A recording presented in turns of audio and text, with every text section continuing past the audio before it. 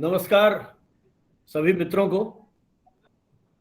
Communication today की इस 42वीं webinar में आप सभी का स्वागत, अभिनंदन।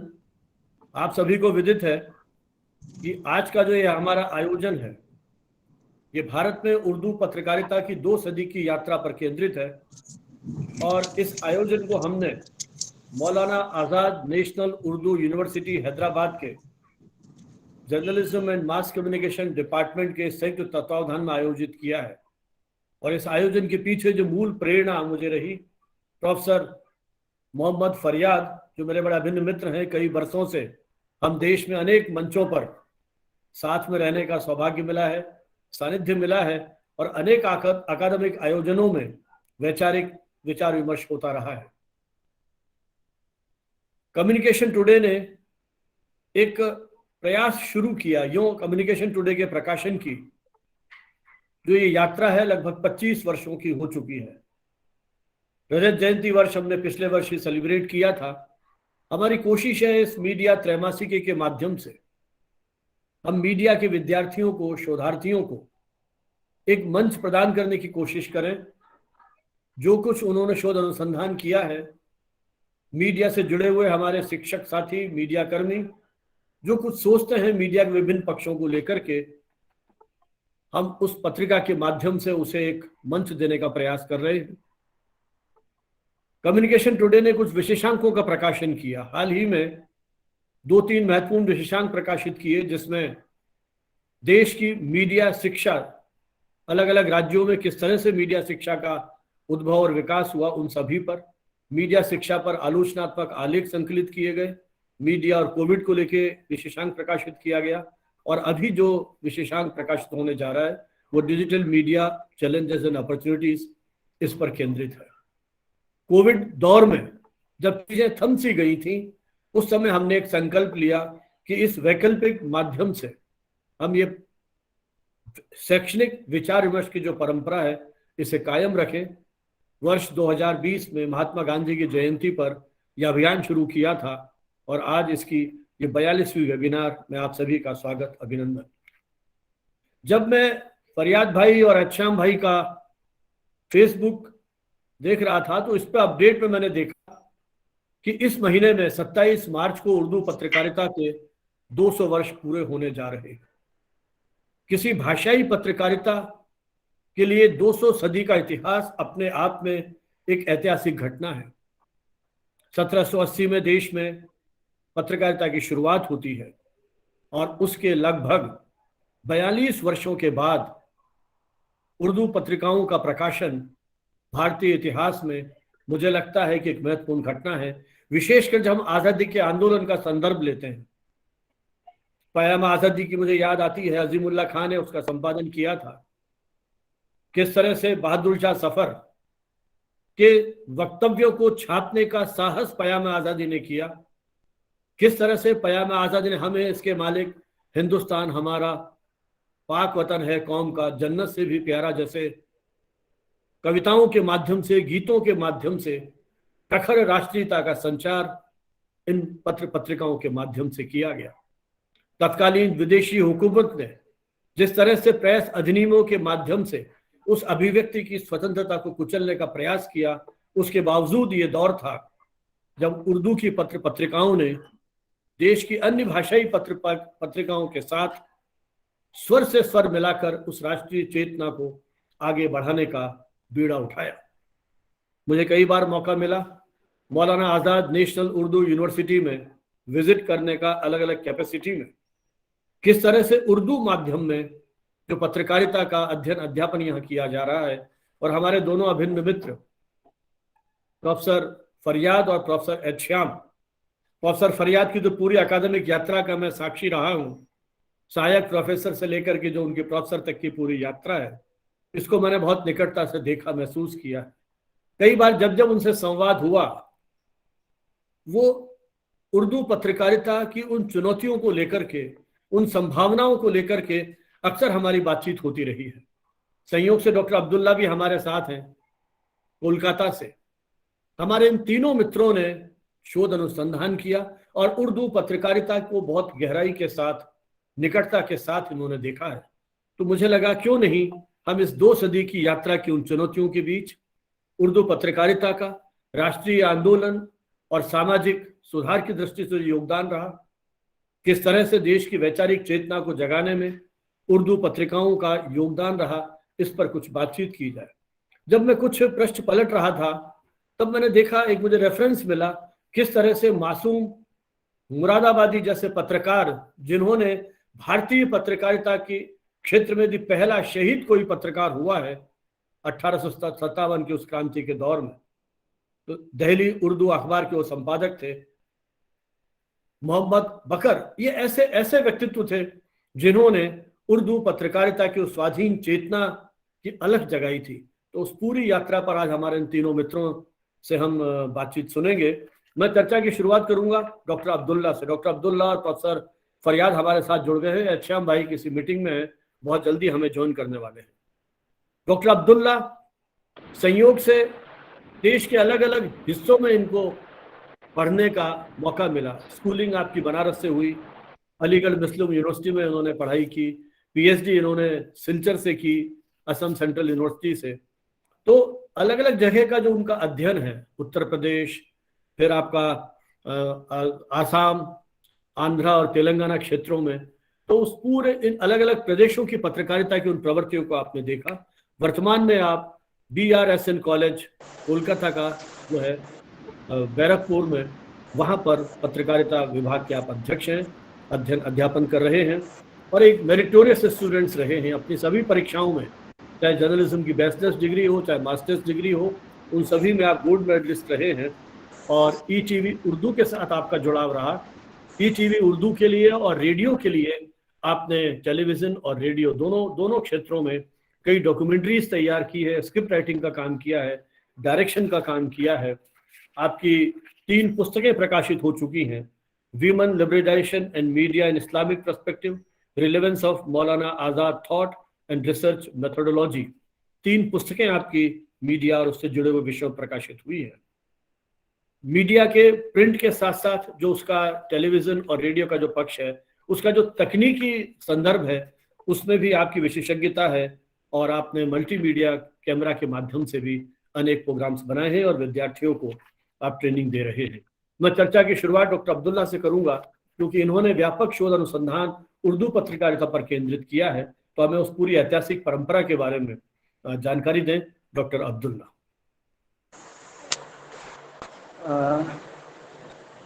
Good afternoon sir, thank you very much. मैं सबसे पहले आज के प्रोग्राम के कन्वीनर, बल्कि हज़ारों गुरुओं के गुरु और हम सब के मार्गदर्शक परम आदरणीय प्रोफेसर संजीव भानावत सर का, कम्युनिकेशन टुडे के सभी सम्मानित साथियों का दिल की गहराइयों से शुक्रिया अदा करना चाहता हूं कि आपने मुझ जैसे एक छोटे से स्टूडेंट को अपने इस प्रोग्राम में आमंत्रित करके और साथ ही अपनी कुछ बातें रखने का अवसर दिया। मैं आप सबका बेइंतहा शुक्रगुजार हूँ सर। साथ ही मेरे मेंटोर, गाइड और गुरु प्रोफेसर एहतशाम अहमद ख़ान, जो अभी बहुत जल्द हमसे जुड़ेंगे, और प्रोफेसर मोहम्मद फरियाद साहब का भी शुक्रगुजार हूँ कि जो कुछ भी मुझे प्राप्त हुआ है, उनका सहयोग और उनका गाइडेंस हमेशा मेरे साथ रहा है। सर ने जैसा कि कहा कि उर्दू पत्रकारिता के 200 साल पूरे हुए और इस संदर्भ में मुल्क भर में प्रोग्राम का आयोजन शुरू हो चुका है, बल्कि साल भर प्रोग्राम होते रहेंगे। 200 साल के इस लंबे इतिहास को चंद मिनटों में या चंद पन्नों में समेट देना बहुत ही मुश्किल काम है। मैं कोशिश करूंगा कि चंद मिनटों में आप तक कुछ अहम बिंदुओं पर टू द पॉइंट बात करूं, ताकि ये बात वाज़ेह हो जाए कि उर्दू पत्रकारिता का भूमिका देश की आज़ादी में कितना अहम रहा है, उर्दू पत्रकारिता ने कितना बड़ा योगदान दिया है देश की आज़ादी के सिलसिले में। मैं अपनी बात की शुरुआत अकबर इलाहाबादी के उस शेर से करना चाहूँगा कि खींचो न कमानों को न तलवार निकालो, खींचो न कमानों को न तलवार निकालो, गर तोप मुकाबिल हो तो अखबार निकालो। यह सत्य है कि भारत में प्रिंटेड जर्नलिज्म की शुरुआत कोलकाता से हुई और सिर्फ 2 सदी पहले की बात है, अंग्रेज जो ईस्ट इंडिया कंपनी के नाम पर बिजनेस करने के मकसद से यहाँ आए थे, प्लासी के युद्ध के बाद और उसमें कामयाबी के बाद जब वो एक बिजनेसमैन से रूलर बन गए और धीरे धीरे पूरे भारत के मालिक बन बैठे, उस दौर में जो देशवासियों पर अन्याय और अत्याचार किया गया, लोगों को गुलामी की जंजीरों से जकड़ना शुरू किया, लूट खसोट का बाजार गर्म किया गया, उन हालात में अंग्रेजों के खिलाफ आवाज बुलंद करने के लिए देशवासियों ने, देश के बुद्धिजीवियों ने, पढ़े लिखे लोगों ने जिस चीज का सहारा लिया वो पत्रकारिता ही था। और इस संदर्भ में सबसे पहले जेम्स अगस्टस हिक्की ने ब्रिटिश गवर्नमेंट को उनके काले करतूतों के लिए चैलेंज किया, उनके काले करतूतों का पर्दाफाश किया और 1780 ईस्वी में बंगाल गजट के नाम से एक साप्ताहिक जर्नल निकाला। इसीलिए यह भी माना जाता है कि भारत के पहले पत्रकार जेम्स अगस्टस हिक्की हैं। अंग्रेजी के बाद भारतीय जुबानों में सबसे पहले बांग्ला जबान में पत्रकारिता की शुरुआत 1818 ईस्वी में हुई। उसके बाद उर्दू, फारसी के अखबारात 1822 से निकलना शुरू हुए।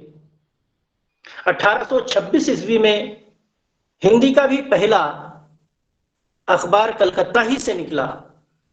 इसलिए बात कही जा सकती है कि अंग्रेजी, बांग्ला, उर्दू, फारसी और हिंदी पत्रकारिता की शुरुआत, बल्कि सबसे बड़ा सेंटर कलकत्ता रहा है। अंग्रेजी पत्रकारिता के तकरीबन 42 साल बाद उर्दू पत्रकारिता का जन्म होता है और उर्दू का पहला वीकली अखबार जामे जहानुमा 1822 ईस्वी में निकलना शुरू होता है।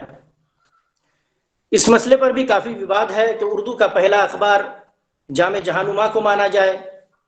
कुछ लोग दिल्ली उर्दू अखबार को भी उर्दू का पहला जर्नल मानते हैं। कुछ लोग टीपू सुल्तान के फौजी अखबार को भी उर्दू का पहला पत्रिका मानते हैं।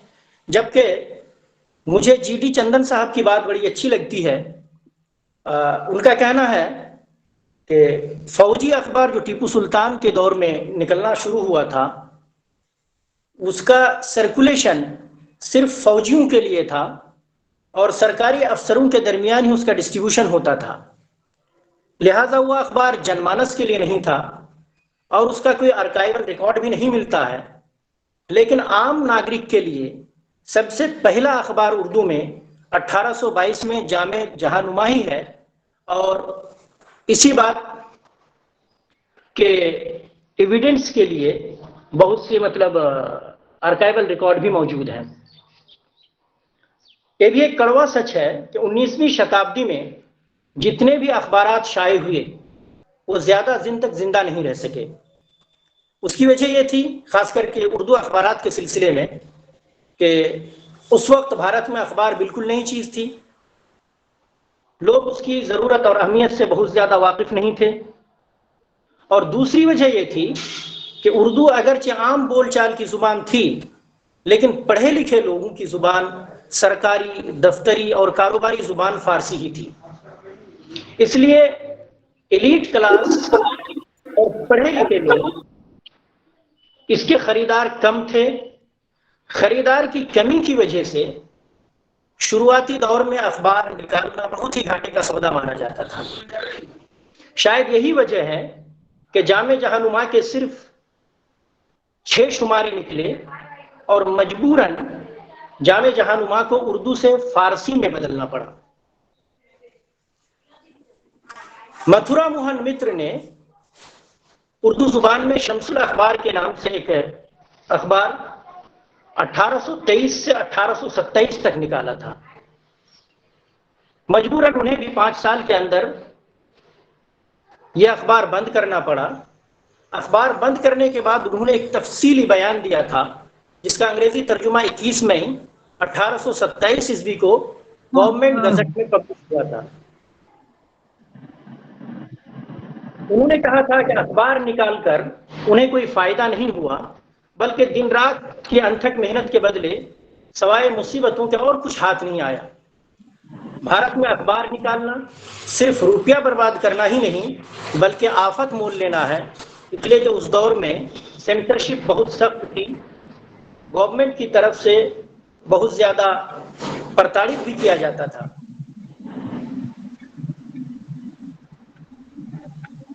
जैसा कि बात वाज़ेह है कि 1822 में जामे जहानुमा जो कलकत्ता से पब्लिश होना शुरू हुआ था, उसके मालिक और एडिटर मुंशी सदा सुखलाल और हरिहर दत्त थे, और इन दोनों का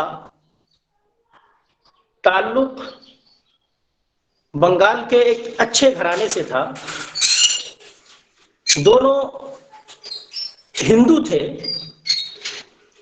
ऐसे में यह बात कही जा सकती है कि उर्दू अखबार की शुरुआत धर्म से बहुत ऊपर उठकर एक जुबान के तौर पर हुई थी। आजादी से पहले तक इस जुबान को धर्म के ऐनक लगाकर देखा नहीं जाता था, बल्कि आजादी से पहले तक उर्दू पढ़ने, लिखने, बोलने वाले हर मजहब के लोग हुआ करते थे। 1822 से 1857 ईस्वी के गदर तक उर्दू में तकरीबन 122 अखबारात शाये हुए, जिसके सरकारी रिकॉर्ड भी मौजूद हैं। और 1857 के गदर की नाकामी के बाद 1858 से सन 1900 तक तकरीबन 400 से ज्यादा उर्दू अखबारात निकले। और ये बात डॉक्यूमेंटेड है कि इस पीरियड में जितने भी अखबारात निकले, तकरीबन 25% उर्दू अखबारात के मालिक हिंदू थे, और रीडर भी उनकी भी तकरीबन परसेंटेज 25 से 60% तक थी। और अगर देखा जाए तो आज के दौर में भी इनकलाब और राष्ट्रीय सहारा जैसे बड़े अखबार भी गंगा जमनी तहजीब की नुमाइंदगी करते हैं।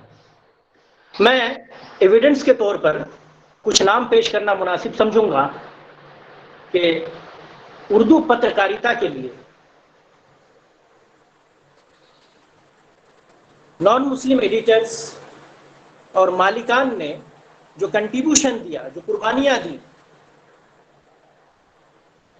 मुंशी सदा सुखलाल और हरिहर दत्त से लेकर तारा मोहन मित्रा एडिटर सुधाकर अखबार बनारस, रघुनाथ घोष एडिटर बनारस अखबार बनारस, काशीदास मित्रा एडिटर आफ्ताबे हिंद बनारस, रखी कुमार चटर्जी एडिटर नसीम सावंत छपरा, जमुनादास बिस्वास एडिटर नसीम आगरा, प्यारी मोहन बनर्जी एडिटर मखजनुल कवानीन रामनगर, रामेश चंद सरकार एडिटर दिलचस्पा नज़ाइर साहिबगंज, हरि सुंदर बोस एडिटर मजमुआ नज़ाइर हिंद गया, ईश्वरी मोहन चटर्जी एडिटर जीनतुल अखबार गोरखपुर, श्रीमती सरला देवी चौधरानी एडिटर हफ्तावार हिंदुस्तान और रोजनामा दीपक लाहौर, मास्टर रामचंद्र एडिटर फवाइदुन नाजरीन, खैर खाह हिंद और मुहिब्बे हिंद, प्रभु दयाल एडिटर फवाइदुल शायकीन।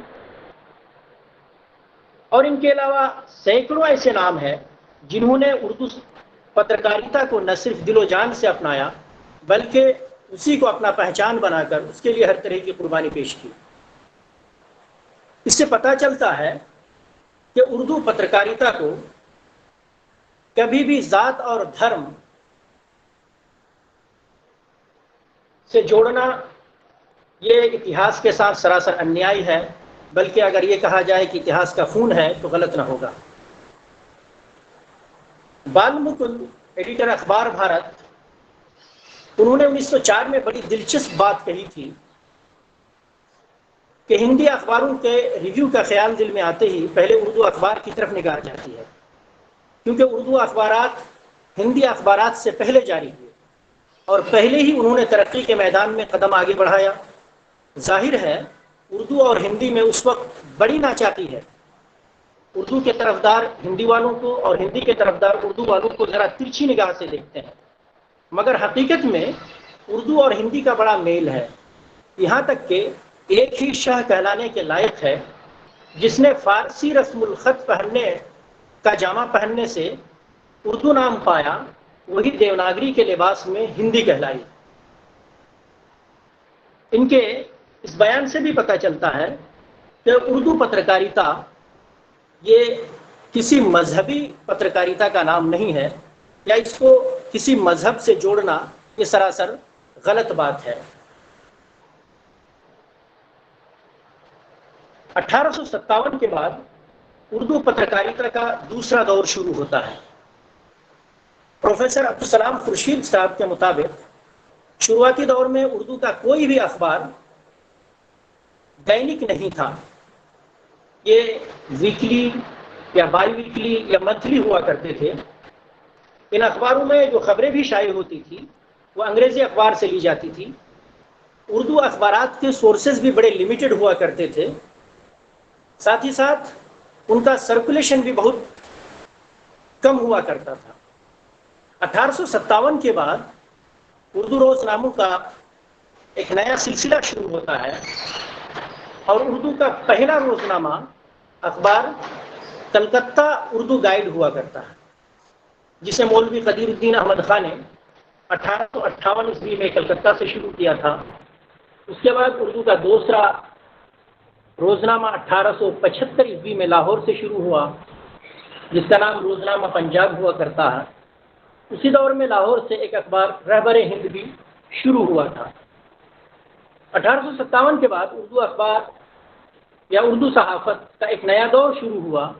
अवध अखबार लखनऊ, साइंटिफिक गज़ट और तहज़ीबुल अखलाक अलीगढ़, अवध पंच लखनऊ, अकमलुल अखबार दिल्ली, पंजाब अखबार लाहौर, शम्सुल अखबार मद्रास, काशिफुल अखबार मुंबई, कासिमुल अखबार बेंगलोर, आसिफुल अखबार हैदराबाद।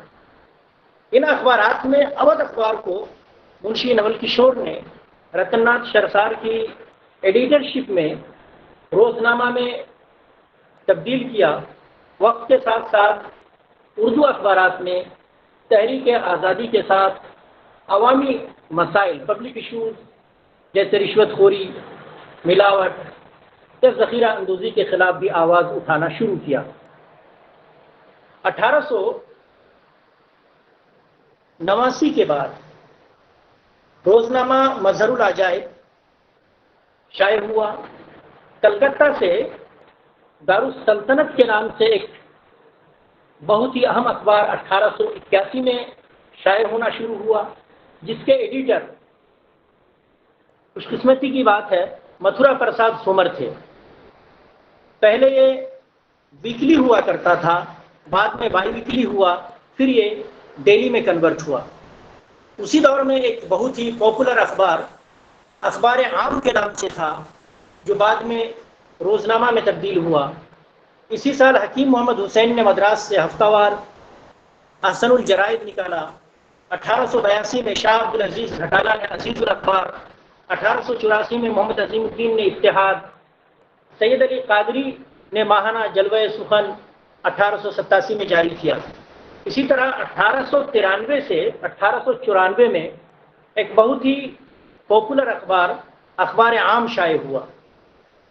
इसी तरीके से 20वीं सदी में मौलाना ज़फ़र अली खां के एडिटरशिप में ज़मींदार पैसा अखबार की शुरुआत हुई। ये दौर था जब सेंसरशिप बहुत सख्त हुआ करता था। ज़मींदार के साथ साथ मौलाना आज़ाद ने अल हिलाल और अल बलाग शुरू किया। इसी दौरान हिंदुस्तान लाहौर, दीपक अमृतसर, देश लाहौर, उर्दू मुअल्ला, मुस्लिम गज़ट लखनऊ, मदीना बिजनौर, हमदम लखनऊ, स्वराज इलाहाबाद, ये वो तमाम अखबारात हैं जिसने अवामी सियासी शऊर बेदार करने में बड़ा किरदार अदा किया है। कांग्रेस, मुस्लिम लीग, हिंदू महासभा, आर्य समाज, खिलाफत कमेटी और अलीगढ़ तहरीक ने इन उर्दू अखबारात और रसाइल और जराइद को फ़रोग़ देने में बहुत ज़बरदस्त किरदार अदा किया था। उस दौर में ज़मींदार सबसे मकबूल आम अखबार था, जिसकी तादाद इशात सर्कुलेशन 30,000 तक पहुंच गई थी। 1903 में ये लाहौर से शुरू हुआ था। इससे एक साल पहले मौलवी सनाउल्लाह खान ने हफ्तावार वतन जारी किया था, जो तकरीबन 33 साल तक शाये होता रहा। 1909 में ख्वाजा हसन निज़ामी ने निज़ामुल मशाइख के नाम से एक जर्नल निकाला। कुछ अरसा बाद उन्होंने गरीबों का अखबार के नाम से एक मुनादी भी निकाला। मुनादी रोजनामा था जो 1974 तक शाये होता रहा। उनके साहबजादे ख्वाजा हसन निज़ामी उसके बाद में मुदीर बने। इसी तरीके से 1912 में मोहम्मद अली जौहर ने नकीब हमदर्द, हमीदुल अंसारी ने मदीना की इशाअत शुरू की। मौलाना आज़ाद का अल हिलाल उर्दू सहाफ़त का सबसे चमकता सितारा था। अल हिलाल ने हिंदू और मुसलमानों के दरमियान मजहबी और सियासी शऊर को बहुत ही ज़बरदस्त तरीके से बेदार किया, और ये पहला हिंदुस्तानी अखबार था जिसने अपने डिज़ाइन और लेआउट और ख़बरों के साथ तस्वीर की पेशकशी को अहमियत दिया। 1913 में मेरठ से तौहीद के नाम से यह अखबार जारी हुआ। इसी तरीके से लाहौर से महाशय कृष्ण ने गांधी जी की पॉलिसियों और नेशनल कांग्रेस की तायद में प्रताप अखबार जारी किया। उर्दूदा हिंदू में इसका बहुत ही अच्छा असर था, लेकिन सेंसरशिप और गवर्नमेंट के जबर के सामने इस अखबार को भी हथियार डालना पड़ा। 1920 में लाजपत राव ने लाहौर से वंदे मातरम निकाला। ये पहला अखबार था जो कॉरपोरेट सेक्टर के तहत शाये हुआ। पहला ही शुमारा इसका तकरीबन 10,000 पब्लिश हुआ था। 1912 में शाह अमानुल्लाह ने बिजनौर से नगीना और अल-अमान अखबार निकाला। हकीम अजमल खां के कहने पर अखबार ये दिल्ली चला गया। इसी साल लाला श्याम लाल कपूर ने दशहरी के नाम से एक बहुत ही ज़ोरदार अखबार निकाला था। इसी तरीके से अगर देखा जाए तो तकरीबन 1947 तक उर्दू सहाफ़त का एक शानदार किरदार रहा है। जंग आज़ादी के हवाले से, हुकूमत के ख़िलाफ़ लोगों के दिल में नफ़रत पैदा करने के हवाले से, देशभक्तों का एक बहुत बड़ा गिरोह तैयार करने में उर्दू सहाफ़त का बहुत ही गैर मामूली किरदार रहा है। अपने दौर के बहुत ही मुमताज़ सहाफ़ी जमनादास अख्तर ने अपने एक रिसर्च पेपर में, जो कि माहाना आजकल दिल्ली के स्पेशल इशू में शाये हुआ है, उन्होंने लिखा है कि जंग आज़ादी में उर्दू सहाफ़त का बहुत ही ज़बरदस्त रोल रहा है। उस दौर के अच्छे सहाफ़ियों में जिन्होंने जंग आज़ादी की हिमायत की, उनका जिक्र करते हुए लिखते हैं कि मौलवी मोहम्मद बाकर तो जंग आज़ादी के पहले शहीद सहाफ़ी रहे, और उनके बेटे मौलवी मोहम्मद हुसैन आज़ाद, जो खुद भी एक जर्नलिस्ट थे, उन्हें अंग्रेज़ों ने इश्तिहारी मफरूर करार देकर अंग्रेज़ों के लिए 500 रुपये का इनाम का ऐलान किया था। सादिकुल अखबार के एडिटर मौलवी जमीलुद्दीन, अवध अखबार के एडिटर मुंशी नवल किशोर, तारीख बगावत हिंद के मुदीर मुकुंदलाल, हफ्त रोज़ा खैर खुदा खल्क के मुंशी अयोध्या प्रसाद, जलवे तूर मेरठ के editor Syed Zahiruddin, scientific society Aligarh के पूरी जो एडिटोरियल बोर्ड और उसके ख़ास रुकन मौलवी मोहम्मद इस्माइल अलीगढ़ी, मंशूर मोहम्मदी के एडिटर मोहम्मद शरीफ, उर्दू मुअल्ला के एडिटर मोहम्मद हसरत मोहानी, पैसा अखबार के एडिटर मुंशी महबूब आलम, मौलाना आज़ाद, मोहम्मद अली जौहर, मौलाना ज़फ़र अली ख़ान, स्वामी प्रसाद, पंडित मैलाराम वफा, मौलाना अमीर अहमद, लाला लाजपत राय, पंडित किशन चंद्र, स्वामी श्रद्धानंद, लाला देशबंधु गुप्ता, रणबीर सिंह, डॉक्टर सत्यपाल, डॉक्टर आलम और शुरिश काश्मीरी जैसे जबरदस्त किस्म के देशभक्त और जिनके जोरदार कलम और सहाफती सलाहियतों ने तहरीक आज़ादी के मशाल को बहुत ही बुलंद कर दिया था। बल्कि उनका कहना है कि ये कहना किसी भी सूरत में गलत न होगा कि आज़ादी की तारीख अगर लिखी गई है तो उनमें इनका खून भी शामिल है। अब मैं बहुत शॉर्ट में उर्दू पत्रकारिता का जो मौजूदा हाल है, जो करंट सिनारियो है, मृणाल चटर्जी के एक बयान से ख़त्म करना चाहूँगा। उन्होंने एक बहुत ही ज़बरदस्त आर्टिकल लिखा है।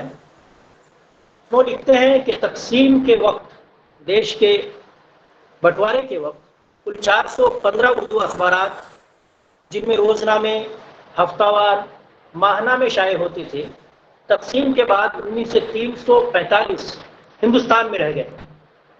70 अखबारात के मालिक और उसके एडिटर पाकिस्तान चले गए। RNI की रिपोर्ट के मुताबिक 1957 में उस वक्त 513 उर्दू अखबारात थे और 2012 में ये तादाद बढ़कर 710 हो गए। उर्दू रोजनामे, उनकी कुल तादाद इशात तकरीबन 2 करोड़ 20 लाख के लगभग है। आज़ादी के बाद कई नए अखबारात वजूद में आए, जिनमें सियासत, रोजनामा मुनसिफ, रोजनामा एतमाद, रोजनामा राष्ट्रीय सहारा, आज़ाद हिंद, हिंद समाचार, अखबार मशरिक, आबशार, इनकलाब, उर्दू टाइम्स, सालार, कौमी आवाज़ ख़ास तौर पर काबिल ज़िक्र है। रोजनामा रहनुमाई दक्कन सबसे कदीम अखबार है जो तकसीम से पहले रहबर दक्कन के नाम से शाये हुआ करता था और आज़ादी के बाद कुछ और उर्दू अखबारात और जर्नल्स पब्लिश हुए, जिनके नाम Aurangabad Times, Daily Aftab Srinagar, Daily Roshni Srinagar, Imroz Hind Patna, Sahil Bangalore, Wadi ki आवाज़ Jammu and Kashmir, Lashkar Lucknow, Hindustan express Delhi, हमारा समाज दिल्ली, इत्तलाब हिंद दिल्ली, सहाफत दिल्ली, कश्मीर टाइम्स, कौमी राब्ता, जदीद खबर, दिल्ली और मुरादाबाद से ये पब्लिश होते हैं। खबरदार जदीद दिल्ली, गवाह हैदराबाद, सदाए हुसैनी हैदराबाद, मुसलमान मद्रास ख़ास तौर पे काबिल ज़िक्र हैं। इस मुख्तसर सी तारीख से 2 पॉइंट जो बहुत ही अहम है वो ये कि उर्दू सहाफ़त को या उर्दू पत्रकारिता को किसी भी सूरत में मज़हब के रंग में रंग कर देखा नहीं जाना चाहिए, बल्कि इसका जो सेकुलर कैरेक्टर है और इसने जो गंगा जमनी तहजीब को फ़रोग़ दिया है, उस कैरेक्टर को कभी ख़त्म नहीं होने दिया जाना चाहिए। और साथ ही साथ उर्दू पत्रकारिता में सिर्फ मुसलमानों ने ही नहीं, बल्कि हमारे गैर मुस्लिम बरदरान वतन ने भी बहुत ही गैर मामूली कंट्रीब्यूशन दिया है, उसको भी कभी फरामोश नहीं किया जाना चाहिए। इन्हीं चंद बातों के साथ एक बार फिर मैं हम सब के गुरु प्रोफेसर संजीव भानावत साहब का शुक्रिया अदा करते हुए मैं अपनी बात ख़त्म करता हूँ। और बहुत बहुत धन्यवाद डॉक्टर अब्दुल्ला। आपने एक बहुत महत्वपूर्ण तथ्य की ओर रेखांकित किया कि उर्दू पत्रकारिता का जन्म जिस दौर में हुआ वो किसी प्रकार के मजहब या सांप्रदायिक या पंथ के उसमें उलझी हुई नहीं थी, बल्कि कोई किसी भी विचारधारा का समर्थक हो, उन सभी ने उर्दू पत्रकारिता के विकास के लिए अपना महत्वपूर्ण योगदान दिया। मुझे लगता है आज़ादी के पहले का जो दौर था, उस समय सभी के मन में जो एक मिशनरी भाव था देश के प्रति, चाहे वो किसी भी भाषा का समर्थक है, किसी भी धर्म का अनुयायी है, किसी भी पंथ को मानता है, किसी भी विचारधारा का है, सीमित साक्षरता, सीमित संसाधन, उसके बावजूद सभी के मन में एक पीड़ा थी, दर्द था, इस देश को उस विदेशी आक्रांताओं से मुक्ति दिलाना। और उसके लिए जो उनके रास्ते हो सकते थे, समाचार पत्र पत्रिकाएं निकालने से लेकर और तरह से जो उस पूरी क्रांति की उस रूपरेखा तैयार करने में, उसमें सभी लोगों ने कंधे से कंधा मिला करके अपना योगदान दिया। जब मैं हिंदी पत्रकारिता का अध्ययन करता हूं, तब भी मैं देखता हूं न जाने कितने अहिंदी भाषी पत्रकार, आपने बहुतों के नाम लिए, एक रोमांच की अनुभूति हो रही थी। बहुत सारे ऐसे पत्रकार भी थे जो उर्दू भाषा से बाद में हिंदी की ओर मुड़ते हैं और हिंदी के माध्यम से भी उन्होंने देश की अद्भुत सेवा की। तो हम किसी प्रकार के भाषाई वैमनस्य और विवादों में न उलझते हुए एक लक्ष्य की ओर समर्पित थे। बाद में अपने क्षुद्र राजनीतिक या अन्य जो इस तरह के स्वार्थ थे, उसके कारण से जिस तरह का माहौल हुआ, उसको हम सब देख भुगत ही रहे हैं। आपने पूरा जो उर्दू पत्रकारिता का इतिहास और किस तरह से उस आर्थिक संघर्षों, चुनौतियों के बीच में उर्दू पत्रकारिता पल्लवित पुष्पित होती है। और आज के दौर में, चूंकि हमारे साथ दो मित्र और हैं जो इन माध्यमों भी काम कर रहे हैं और बहुत गहनता से उस विकास को देखा है, आइए हम उनकी बात भी सुनते हैं। मैं आमंत्रित कर रहा हूं प्रोफेसर मोहम्मद फरियाद भाई को। जैसा मैंने कहा, फरियाद भाई से मेरा बहुत पुराना एसोसिएशन है। जयपुर भी आप हमारे कुछ आयोजनों में आए और देश में अनेक अकादमिक आयोजनों में साथ रहने का मौका मिला। मूलतः बनारस के हैं, बनारस से आपने अपना पीएचडी किया। जो औपचारिक शिक्षा थी पत्रकारिता की, वो वहीं से आपने प्राप्त की और अमर उजाला, गांडीव जैसे समाचार पत्रों में प्रारंभ में काम किया आपने। और जब अध्यापन में आए, ये मौलाना आज़ाद नेशनल उर्दू यूनिवर्सिटी के साथ, वहाँ उन्होंने मीडिया कोऑर्डिनेटर के रूप में भी काम किया और एक शिक्षक के रूप में विश्वविद्यालय की अनेकानेक गतिविधियों के साथ, चाहे वो बोर्ड ऑफ स्टडीज है जिसमें मुझे भी मौका दिया आपने, और अक्षाम भाई हमारे साथ जुड़ गए हैं, उन्होंने भी मौका दिया उनके उस पूरे कोर्स को रिस्ट्रक्चर करने में, विभाग के इस तरह की जो गतिविधि हैं उनके साथ जुड़ने का। जैसे मैंने कहा कि मैंने उन सब चीज़ों को बहुत निकटता से देखा है। तो फरियाद भाई ने board of studies, academic council और यूनिवर्सिटी की जो और बॉडीज हैं, चीफ वार्डन के रूप में रहे, तो डिसिप्लिन में, न्यू एजुकेशन पॉलिसी के इम्प्लीमेंट, बहुत सारे ऐसे एरियाज हैं जिसमें आपका योगदान रहा है। विशेष रूप से जो आपने पिछले दिनों में काम किया वो यूनिसेफ के साथ मिलकर के, यूनिसेफ और मौलाना आज़ाद नेशनल उर्दू यूनिवर्सिटी, उनके संयुक्त रूप से कुछ अभियान चलाए गए जिसमें immunisation, behaviour and social issues जैसे nutrition, child marriage, women and children health, इस तरह के जो मुद्दे हैं, इनको लेकर के आपने एक महत्वपूर्ण अभियान चलाया, काम किया। मीडिया को सेंसिटाइज करने की दिशा में आपने अपना महत्वपूर्ण योगदान दिया। क्योंकि यूनिसेफ के साथ हम लोगों ने काम किया जयपुर में, राजस्थान में, तो मैं समझ सकता हूं किस तरीके से अंतर्राष्ट्रीय संगठनों के माध्यम से अपन अपने पूरे प्रदेश में विश्वविद्यालय के युवा साथियों को लेकर के एक अभियान के रूप में भविष्य की पीढ़ी को मार्गदर्शित करते हैं। उस दिशा में फरियाद भाई का महत्वपूर्ण योगदान रहा। आपके अनेक शोध पत्र विभिन्न राष्ट्रीय अंतर्राष्ट्रीय जर्नल्स में प्रकाशित हुए हैं। 3 पुस्तकें आपकी प्रकाशित हो चुकी हैं। 2 विद्यार्थी आपके निर्देशन में पीएचडी की उपाधि प्राप्त कर चुके हैं। विशेष रूप से सोशल मीडिया और उसके विविध आयाम, हिंदी समाचार पत्रों में प्रकाशित अपराध समाचार और media an analytical study of matrimonial advertisements published in the newspapers and there impact on readers. तो पूरा का पूरा जो हमारा सामाजिक परिवेश है, सामाजिक परिवर्तन में संचार माध्यमों की क्या भूमिका हो सकती है, उसको लेकर के आपने लीडरशिप प्रोग्राम संचालित किए और उसको लेकर के आपके पुस्तकें और शोध आलेख आपके प्रकाशित हुए। तो एक ऐसा बहुआयामी व्यक्तित्व, विभाग से लैब जर्नल्स के प्रकाशन की आपने शुरुआत की, विभिन्न पत्र पत्रिकाओं के साथ आपका जुड़ाव रहा। फरियाद भाई से मैं अनुरोध करूंगा कि उर्दू पत्रकारिता का ये जो सारा दौर है, उसे आप जिस रूप में देख, समझ, महसूस कर रहे हैं, हमारे साथ अपना अनुभव साझा करें। प्रोफेसर मोहम्मद फरियाद। बेहद शुक्रिया सर।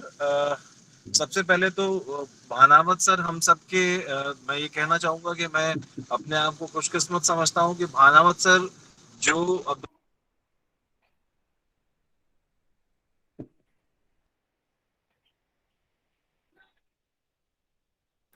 आपका म्यूट म्यूट अनम्यूट कीजिए आप।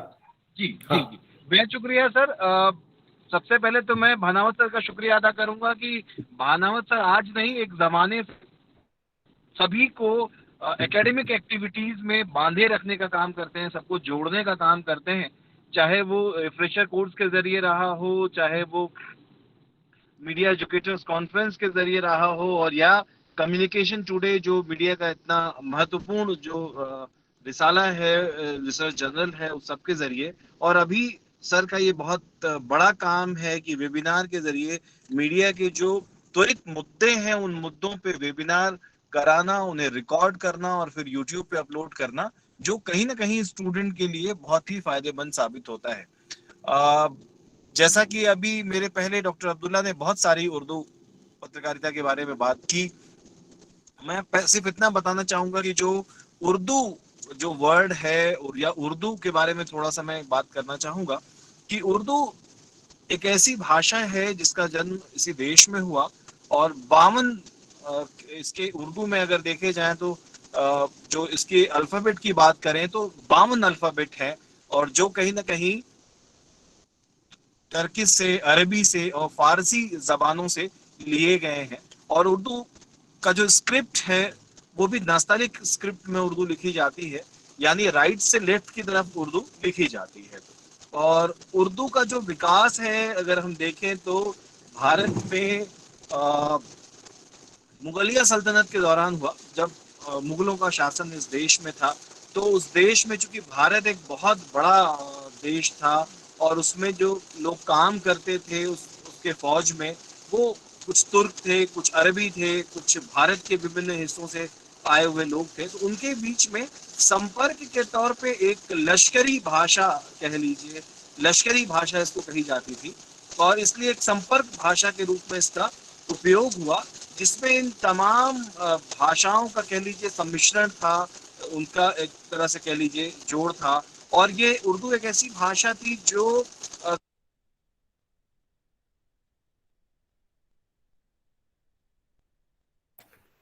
फरियाद भाई आप अनम्यूट कीजिए वापस आपका माइक। हाँ। हाँ हाँ सर, जी जी। तो मैं ये बता रहा था, उर्दू के हवाले से जो बातें हो रही थी, थोड़ा सा मैंने बात करने की कोशिश की। जहां तक उर्दू पत्रकारिता का सवाल है, उर्दू पत्रकारिता को 27 मार्च को 200 साल होने जा रहे हैं। हालांकि कुछ लोगों का मानना है कि उर्दू पत्रकारिता का इतिहास 200 साल से भी ज़्यादा पुराना है, क्योंकि टीपू सुल्तान का जो फौजी अखबार था, उसको भी कुछ विद्वान उसे भी उर्दू का अखबार मानते हैं। और इस हवाले से अगर उर्दू पत्रकारिता का इतिहास देखें तो 200 बरस से ज़्यादा का हो जाता है। लेकिन आम तौर पे जो एक राय है वो यही है कि जामे जहानुमा को ही उर्दू के पहले अखबार का दर्जा हासिल है, और हम सब उसकी बात करते हैं। बट ये बात भी एक बहुत वाज़ेह है कि उर्दू पत्रकारिता की इस देश में जो शुरुआत हुई थी, बांग्ला और अंग्रेजी पत्रकारिता के बाद जो सबसे पहले जो पत्रकारिता शुरू हुई थी वो शायद उर्दू पत्रकारिता ही थी, बल्कि फारसी के बाद कह लें। यानी हिंदी वगैरह भी बहुत बाद में, कई सालों के बाद शुरू हुए हिंदी की।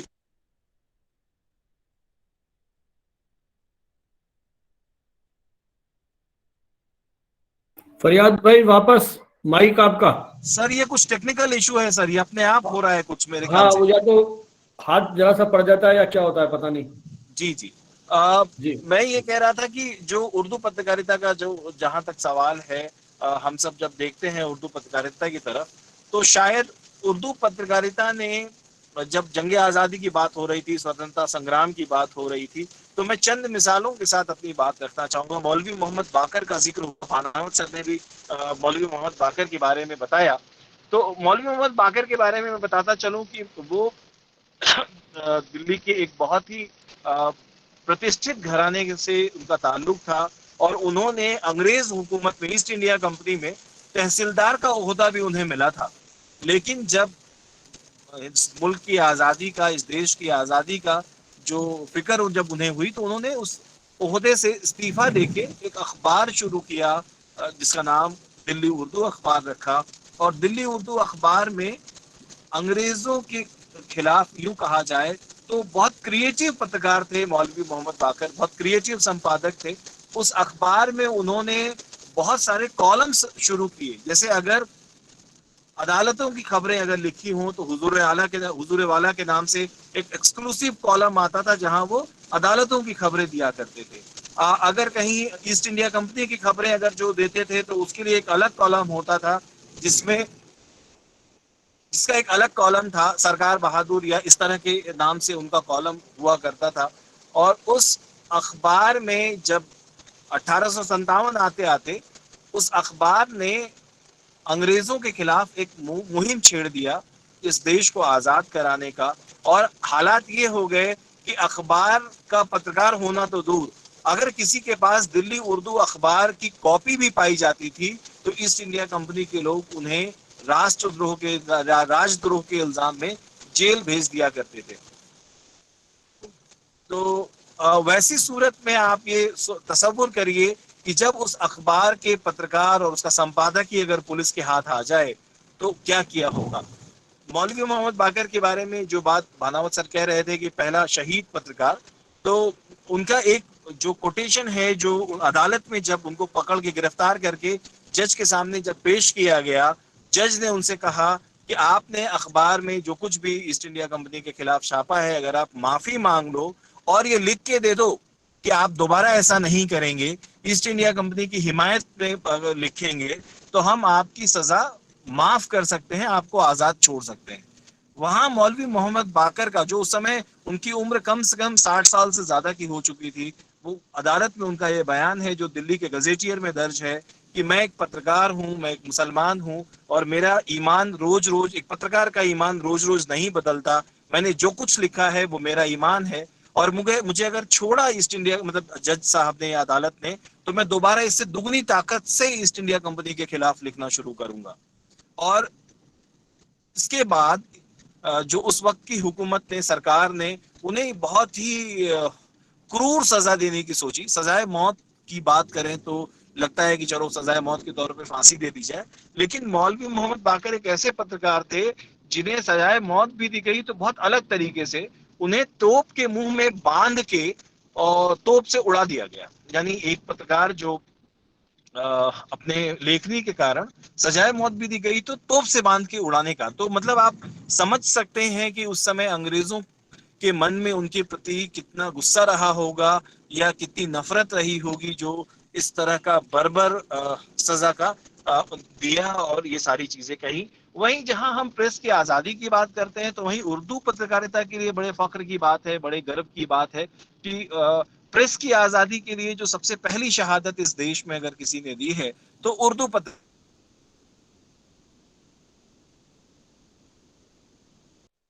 प्रेरणा का सबब है। हम सब उससे कहीं ना कहीं कुछ सीखते हैं। इसके अलावा उर्दू पत्रकारिता की अगर हम बात करें तो स्वराज अखबार का वाकया अगर आप सब देखें तो स्वराज अखबार के साथ भी, जो लखनऊ से प्रकाशित होता था उर्दू का अखबार, उसके साथ भी यही मामला हुआ। अंग्रेजों ने जब उनको पकड़ के जेल में डाल दिया तो उर्दू पत्रकारिता कहीं ना कहीं सांप्रदायिक सौहार्द की भाषा, मतलब की का जरिया बनी है। तो जब उनको अंग्रेजों ने पकड़ के जेल में डाल दिया, स्वराज अखबार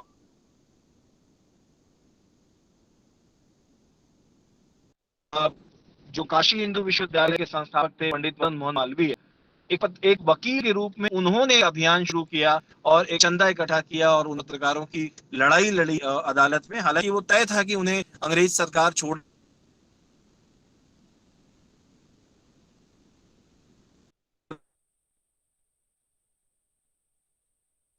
और वो उनके साथ जो संवाद है वो भी बहुत इंटरेस्टिंग है।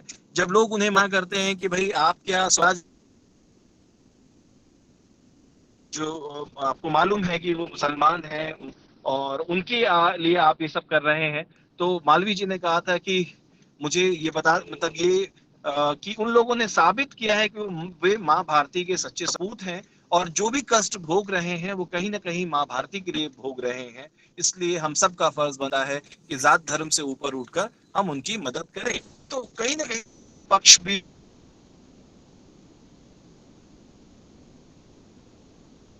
तरफ इशारा किया। डॉक्टर अब्दुल्ला ने भी अपने उस पेपर में इशारा किया। और वो भी सबसे मजेदार बात यह है कि आज भानावत सर ने भी बात कही कि भाषा कभी भी किसी जात, मजहब, धर्म से जुड़ी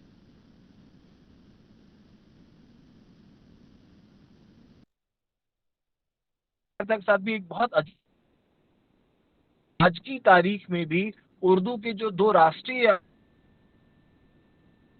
अगर इनकलाब अखबार बात करें तो एक इनकलाब अखबार जागरण समूह का अखबार है जिसके संपादक संजय गुप्ता हैं, और वहीं यह तो राष्ट्रीय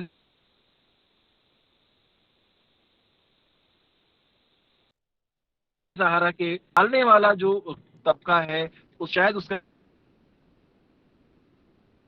सांप्रदायिक सौहार्द की मुझे लगता है एक बहुत अच्छी मिसाल है कि जो उर्दू पत्रकारिता के हवाले से है। जहां तक उर्दू पत्रकारिता का सवाल है कि बहुत सारे नाम अब्दुल्ला गिनाए हैं जिन अखबारों का उर्दू सहाफत में अब तक का किरदार रहा है, और बहुत सारी चीजें मैं खास तौर से जिक्र करना चाहूंगा मौलाना आजाद के अल हिलाल अखबार का, जो 1912 में जब उन्होंने ये निकाला अल हिलाल, तो अल हिलाल अखबार में उन्होंने पत्रकारिता के मापदंडों को लेकर बहुत सारे अपने संपादकीय में वो बात किया करते थे, संपादकीय में चर्चा किया करते थे कि क्या हम पत्रकारिता को इसलिए वैसा नहीं बना सकते जैसा लोग चाहते हैं, बल्कि पत्रकारों का काम है कि जो पाठक वर्ग है उसकी जो कहीं ना कहीं उसको अपग्रेड करना, उसको बेहतर कंटेंट प्रोवाइड करना, और इसके लिए पत्रकारों का काम है कि उसमें काम करना और ये देखना, उसको फिल्टर करना कि ये उनके हित में है या नहीं है, देश हित में है या नहीं है। हालांकि इसी वजह से अल हिलाल अखबार पे भी अंग्रेजों ने प्रतिबंध लगा दिया, हैवी जुर्माना लगाया, तो मौलाना आजाद ने उसका नाम बदल के बाद में दूसरे नाम से अल बलाग के नाम से उन्होंने एक नया अखबार निकाला था। जहां तक जंग आज़ादी की बात करें तो पूरे भरे पड़े हुए हैं अखबारों की एक लंबी फहरिस्त है।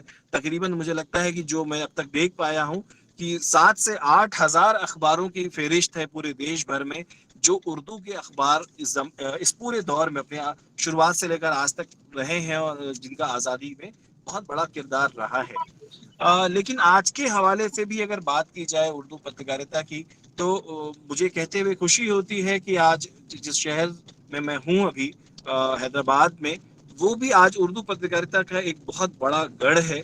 हालांकि रजिस्ट्रेशन अगर आरएनआई का डेटा पे अगर हम यकीन करें तो शायद सबसे ज्यादा रजिस्टर्ड उर्दू के अखबार दिल्ली शहर से हैं और उसके बाद महाराष्ट्र के मुंबई से।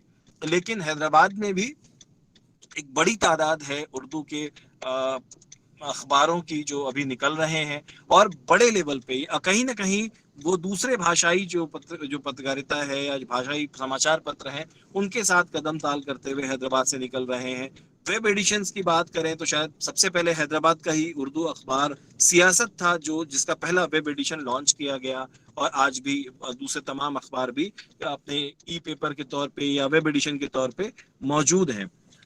जहां तक उनकी मौजूदा सूरत हाल है उर्दू अखबारों की, तो उसके बारे में हम इतना ही कह सकते हैं कि जहां दूसरे जो भाषाई पत्रकारिता है उनमें जो गिरावट आई है, शायद वही गिरावट उर्दू पत्रकारिता ने भी उस गिरावट को झेली है, और उसकी वजह से बहुत सारे लोगों को उर्दू पत्रकारिता से शिकायत भी रही है कि इंग्लिश या हिंदी अखबारों की तरह उर्दू अखबार सूचना देने के मामले में उतने ज्यादा तत्पर नहीं है, या कह लीजिए उतने अपडेटेड नहीं होते हैं। उसके पीछे संसाधनों की कमी का भी मामला होता है, और यूं कह लीजिए सीधा सा पूरा मामला कहीं ना कहीं रेवेन्यू से जुड़ा है, उसका असर भी कहीं ना कहीं अखबारों पे पड़ता है।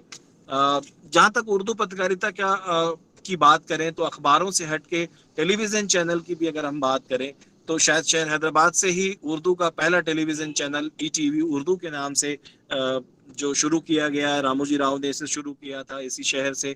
और आज की डेट में अगर हम कहें तो मुंसिफ टीवी है, सियासत टीवी है, ऐसे दूसरे कई सारे, दूरदर्शन का उर्दू चैनल है जहां उर्दू के खबरें दिखाई जाती हैं, उर्दू के समाचार दिखाए जाते हैं, और वहां उन टीवी चैनलों के जरिए उर्दू पत्रकारिता हो रही है। रेडियो की अगर बात करें तो हैदराबाद में ही रेडियो चारमीनार है, ऐसे कई सारे रेडियो हैं जहां इस तरह की चीजें हो रही हैं।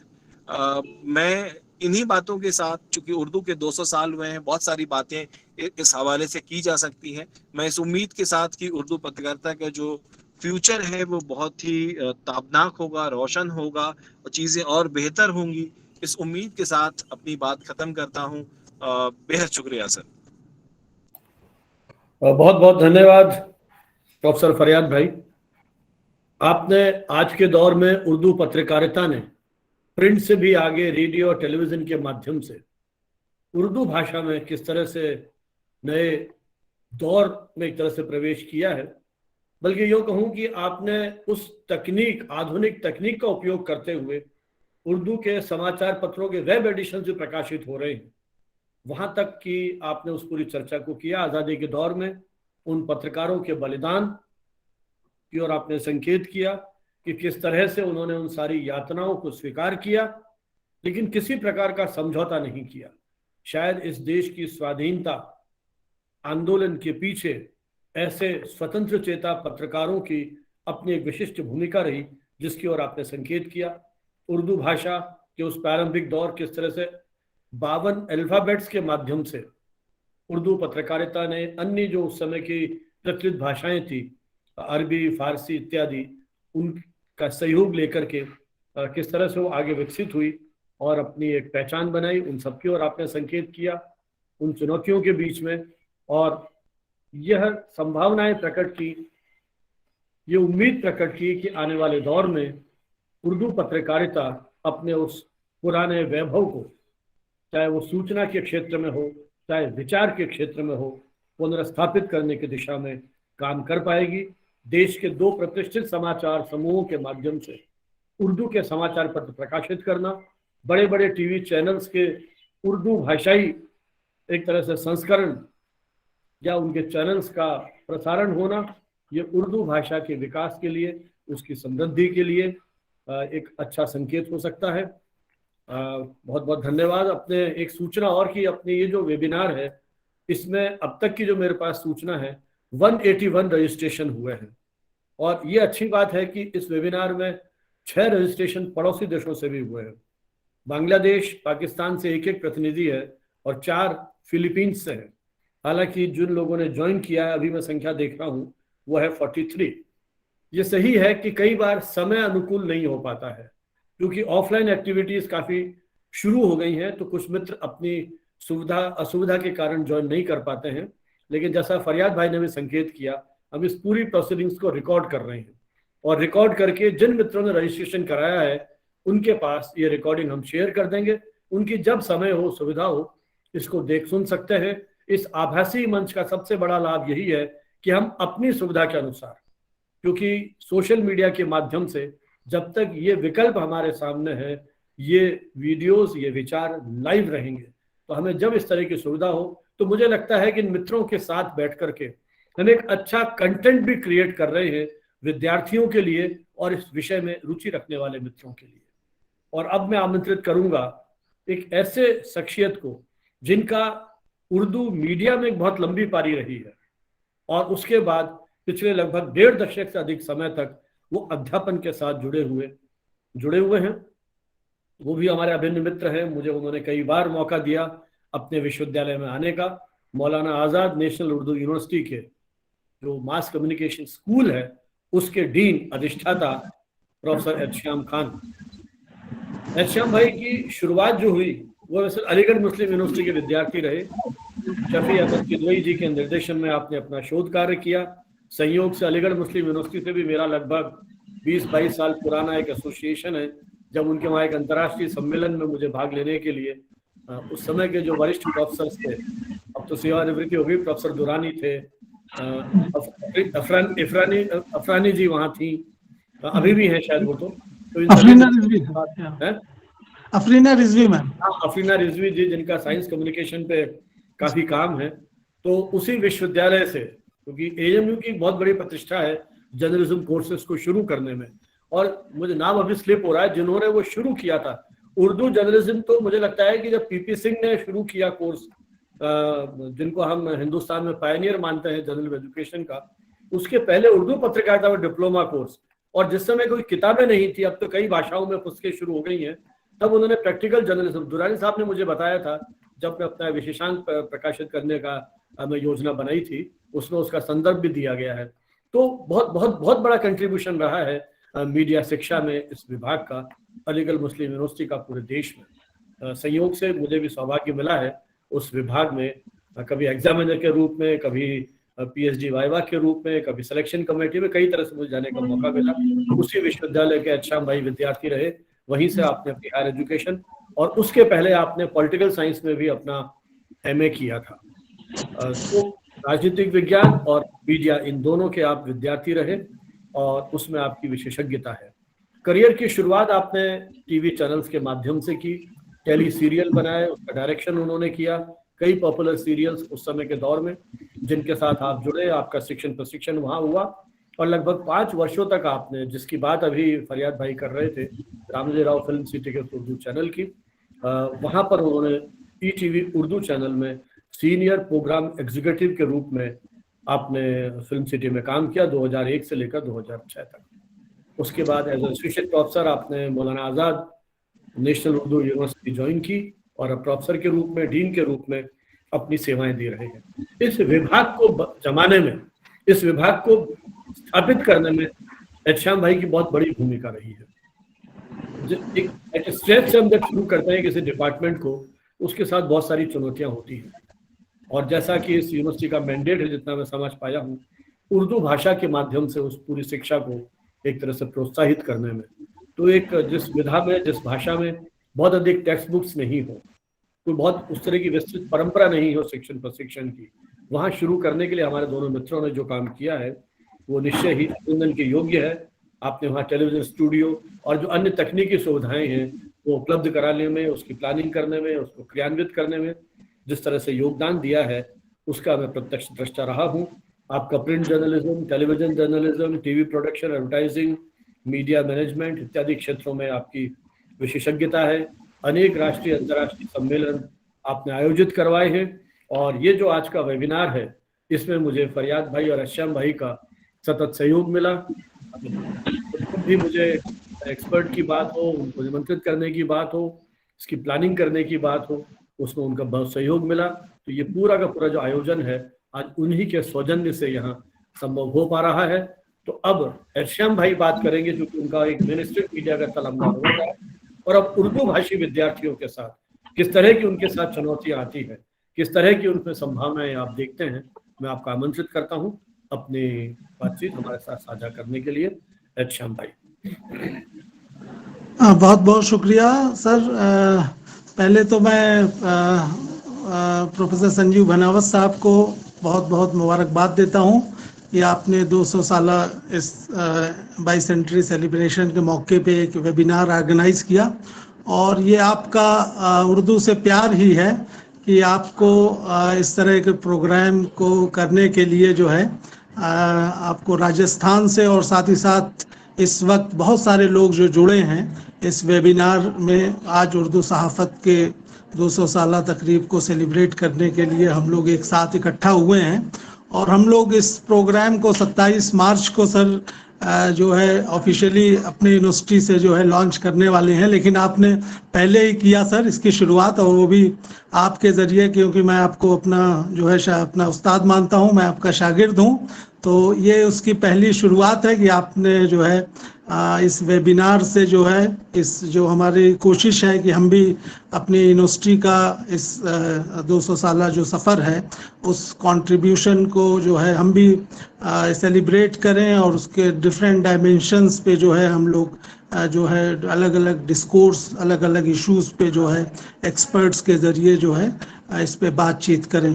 तो आज का ये जो आपका वेबिनार है सर, मैं समझता हूँ कि बहुत ही अहम है, जिसमें हमारे जो स्टूडेंट हैं डॉक्टर अब्दुल्ला साहब ने बहुत सारी डिटेल गुफ्तगू की, जहाँ पे उर्दू का जो बहुत अच्छा गोल्डन पीरियड रहा, एक जिसको हम कह सकते हैं कि एक गोल्डन एरा है, जिस जो उर्दू का माजी है, जिसको शायद हम कभी जो है भूल नहीं सकते, चाहे वो फ्रीडम जो स्ट्रगल की बात हो, और उसके बाद जो है जिन उर्दू, और पार्टिकुलरली जो दूसरे लोग हैं जो नॉन उर्दू वाले भी हैं, जिस तरीके से उर्दू लैंग्वेज, उर्दू कल्चर को प्रमोट करने में एक डेमोक्रेटिक कंट्री में जिस तरीके से सभी लोगों के, जब डाइवर्सिफाइड, जहाँ पे मल्टीलिंगुअल जो सोसाइटी होती है, वहाँ पे उर्दू कल्चर को एक तरीके से उर्दू से ज़्यादा जो नॉन उर्दू के चाहने वाले हैं उन लोगों ने जो है उर्दू जर्नलिज्म के लिए और साथ ही साथ उर्दू ज़बान को जो है प्रमोट करने में बहुत अहम रोल अदा किया है। और जाहिर सी बात है कि आज के इस वेबिनार में मैं मौलाना आज़ाद नेशनल उर्दू यूनिवर्सिटी में डिपार्टमेंट ऑफ मास कम्युनिकेशन से मेरा ताल्लुक़ है, तो मैं कुछ ऐसी बातें करना चाहता हूं कि ठीक है 200 जो साल रहा उर्दू का, वो मेरे ख्याल से वो उस दौर को हासिल करना हमारे लिए एक चैलेंज है। लेकिन आज के मौजूदा दौर में जो लोग उर्दू सहाफ़त से जुड़े हुए कुछ उनके जो फीलिंग्स हैं या जो लोग वर्किंग जर्नलिस्ट हैं वो लोगों के जो दर्द हैं वो मैं कुछ आप लोगों से शेयर करना चाहता हूँ इस हवाले से, क्योंकि देखिए जब उर्दू का सबसे अच्छा गोल्डन पीरियड जब हम मानते हैं, जब हम कहते हैं, तो उस वक्त जो लोग थे जो उर्दू सहाफ़त या जो भी उर्दू न्यूज़पेपर्स के एडिटर्स थे या जिन लोगों ने उर्दू न्यूज़पेपर्स को एक मिशन के तौर पे जो है एक सोसाइटी में जिस तरीके से जो बुराइयां थीं या कहिए कि ब्रिटिश हुकूमत के ख़िलाफ़ जो है एक परचम लहराया, तो वो जो सहाफ़त थी वो एक तरीके से वो इतने बड़े लोग थे जो कि शायद आज के जब कॉन्टेक्स्ट में और आज के पीरियड में अगर हम कंपेयर करें कि शायद क्या इस तरह के लोग हैं जो सहाफ़त के ज़िम्मेदार हैं या जो सहाफ़त या जो एडिटर्स हैं किसी भी ज़बान में, चाहे वो हिंदी के हों या इंग्लिश के हों, क्या इतना बड़ा उनका औरा या स्टेचर है जो सर सैयद साहब या मौलवी बाकर साहब या लाला लाजपत राय साहब या हसरत मोहानी साहब, ये जितने लोग थे या जो लोग और भी जो दूसरे भी न्यूज़पेपर दूसरी भी ज़बान के निकलते थे, तो मेरे ख्याल से वो जो स्टेचर था, उस तरह की जो जिस तरह की जर्नलिज्म की प्रैक्टिस उस वक्त थी, शायद वो आज के दौर में पॉसिबल नहीं है। और बहुत सारी दूसरी भी ज़बानों में ये चैलेंज है, चाहे वो इंग्लिश न्यूज़पेपर के भी आप जब एडिटर्स की बात करेंगे तो आजकल वहाँ पे सब कुछ मार्केटिंग के हिसाब से एडिटर का जो रोल था वो ख़त्म हो चुका है। हर जगह जो है सारे डिसीजंस, चाहे वो एडिटोरियल हो या जो प्रिंट जो न्यूज़ की जो प्रेफरेंस है कि क्या चीज़ें पब्लिश होंगी, वो एडिटर्स नहीं बल्कि मैनेजरियल जो बोर्ड है वो डिसाइड करने लगा है। और यही कुछ ना कुछ यही हिंदी जो पत्रकारिता है वहाँ पे भी यही चीज़ें जो है चैलेंजेस हैं। उसी तरीके से उर्दू में भी चैलेंजेस हैं कि शायद जो लोग आजकल उर्दू सहाफ़त के जो पोस्ट पे अपनी अपनी जिम्मेदारियां जो निभा रहे हैं, उनको जो एक तरीके से सपोर्ट मिलना चाहिए था, जिस तरीके का एक तरीके से स्ट्रक्चर खड़ा करने के लिए, एक बेहतरीन न्यूज़पेपर को पब्लिश करने के लिए जो क्वालिटीज़ और जो क्वालिफाइड जो हैंड्स चाहिए, वो कहीं ना कहीं शायद उर्दू के जो अखबार हैं उनके सामने सबसे बड़ा जो मसला है वो एक तरीके से प्रोफेशनल जो एक तरीके से एक प्रोफेशनल जो हैंड्स होने चाहिए वो नहीं है। और उसकी जाहिर सी बात है कि जो पहले की जो सहाफ़त थी वो जो है एलिट क्लास को टारगेट थी, जहाँ पे एक जो उसके एडिटर्स थे या जो भी जो राइटर्स थे, जो कंट्रीब्यूटर्स थे, वो लोग जो भी मवाद कंटेंट पब्लिश करते थे उसके जो पढ़ने वाले थे वो बहुत ही एलिट क्लास का जो है वो सोसाइटी हुआ करती थी या जो उसके रीडर्स हुआ करते थे। लेकिन आज का जो माहौल है जहाँ पे पॉपुलेशन जिस तरीके से बढ़ रही है और साथ ही साथ उर्दू जर्नलिज्म का भी, पर्टिकुलरली जब हम प्रिंट की बात करेंगे तो वहाँ भी बहुत एक्सपेंशन हुआ है इंडस्ट्रियलाइजेशन की वजह से या ग्लोबलाइजेशन की वजह से या जो टेक्नोलॉजिकल रिवॉल्यूशन हुआ है, तो उर्दू ने भी कहीं ना कहीं एक तरीके से बहुत ज़्यादा इसमें एक्सपेंशन हुआ है। और आप देख सकते हैं कि जब 1957 में जो सर्कुलेशन 7.48 लाख के करीब था, वो आज 2017 में जो RNI का डेटा है वो 2.5 करोड़ जो है सर्कुलेशन है। तो ये जो है ये शो करता है या इससे प्रूफ होता है कि सर्कुलेशन के हिसाब से और number of publications of Urdu newspapers increase हो रहा है डे बाय डे।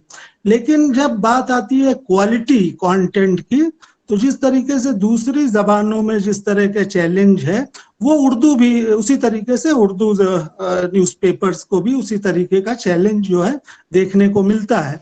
और उसकी एक सबसे बड़ी वजह है कि उर्दू में जो है शायद जो बहुत ही जो एक टैलेंटेड हैंड्स होने चाहिए, वो जो लोग होने चाहिए, वो शायद टॉप मोस्ट जो ऊपर के लोग हैं, एडिटोरियल्स या ऊपर के जो न्यूज़ एडिटर्स हैं, वो तो वहाँ पे काफ़ी लोग काम कर रहे हैं।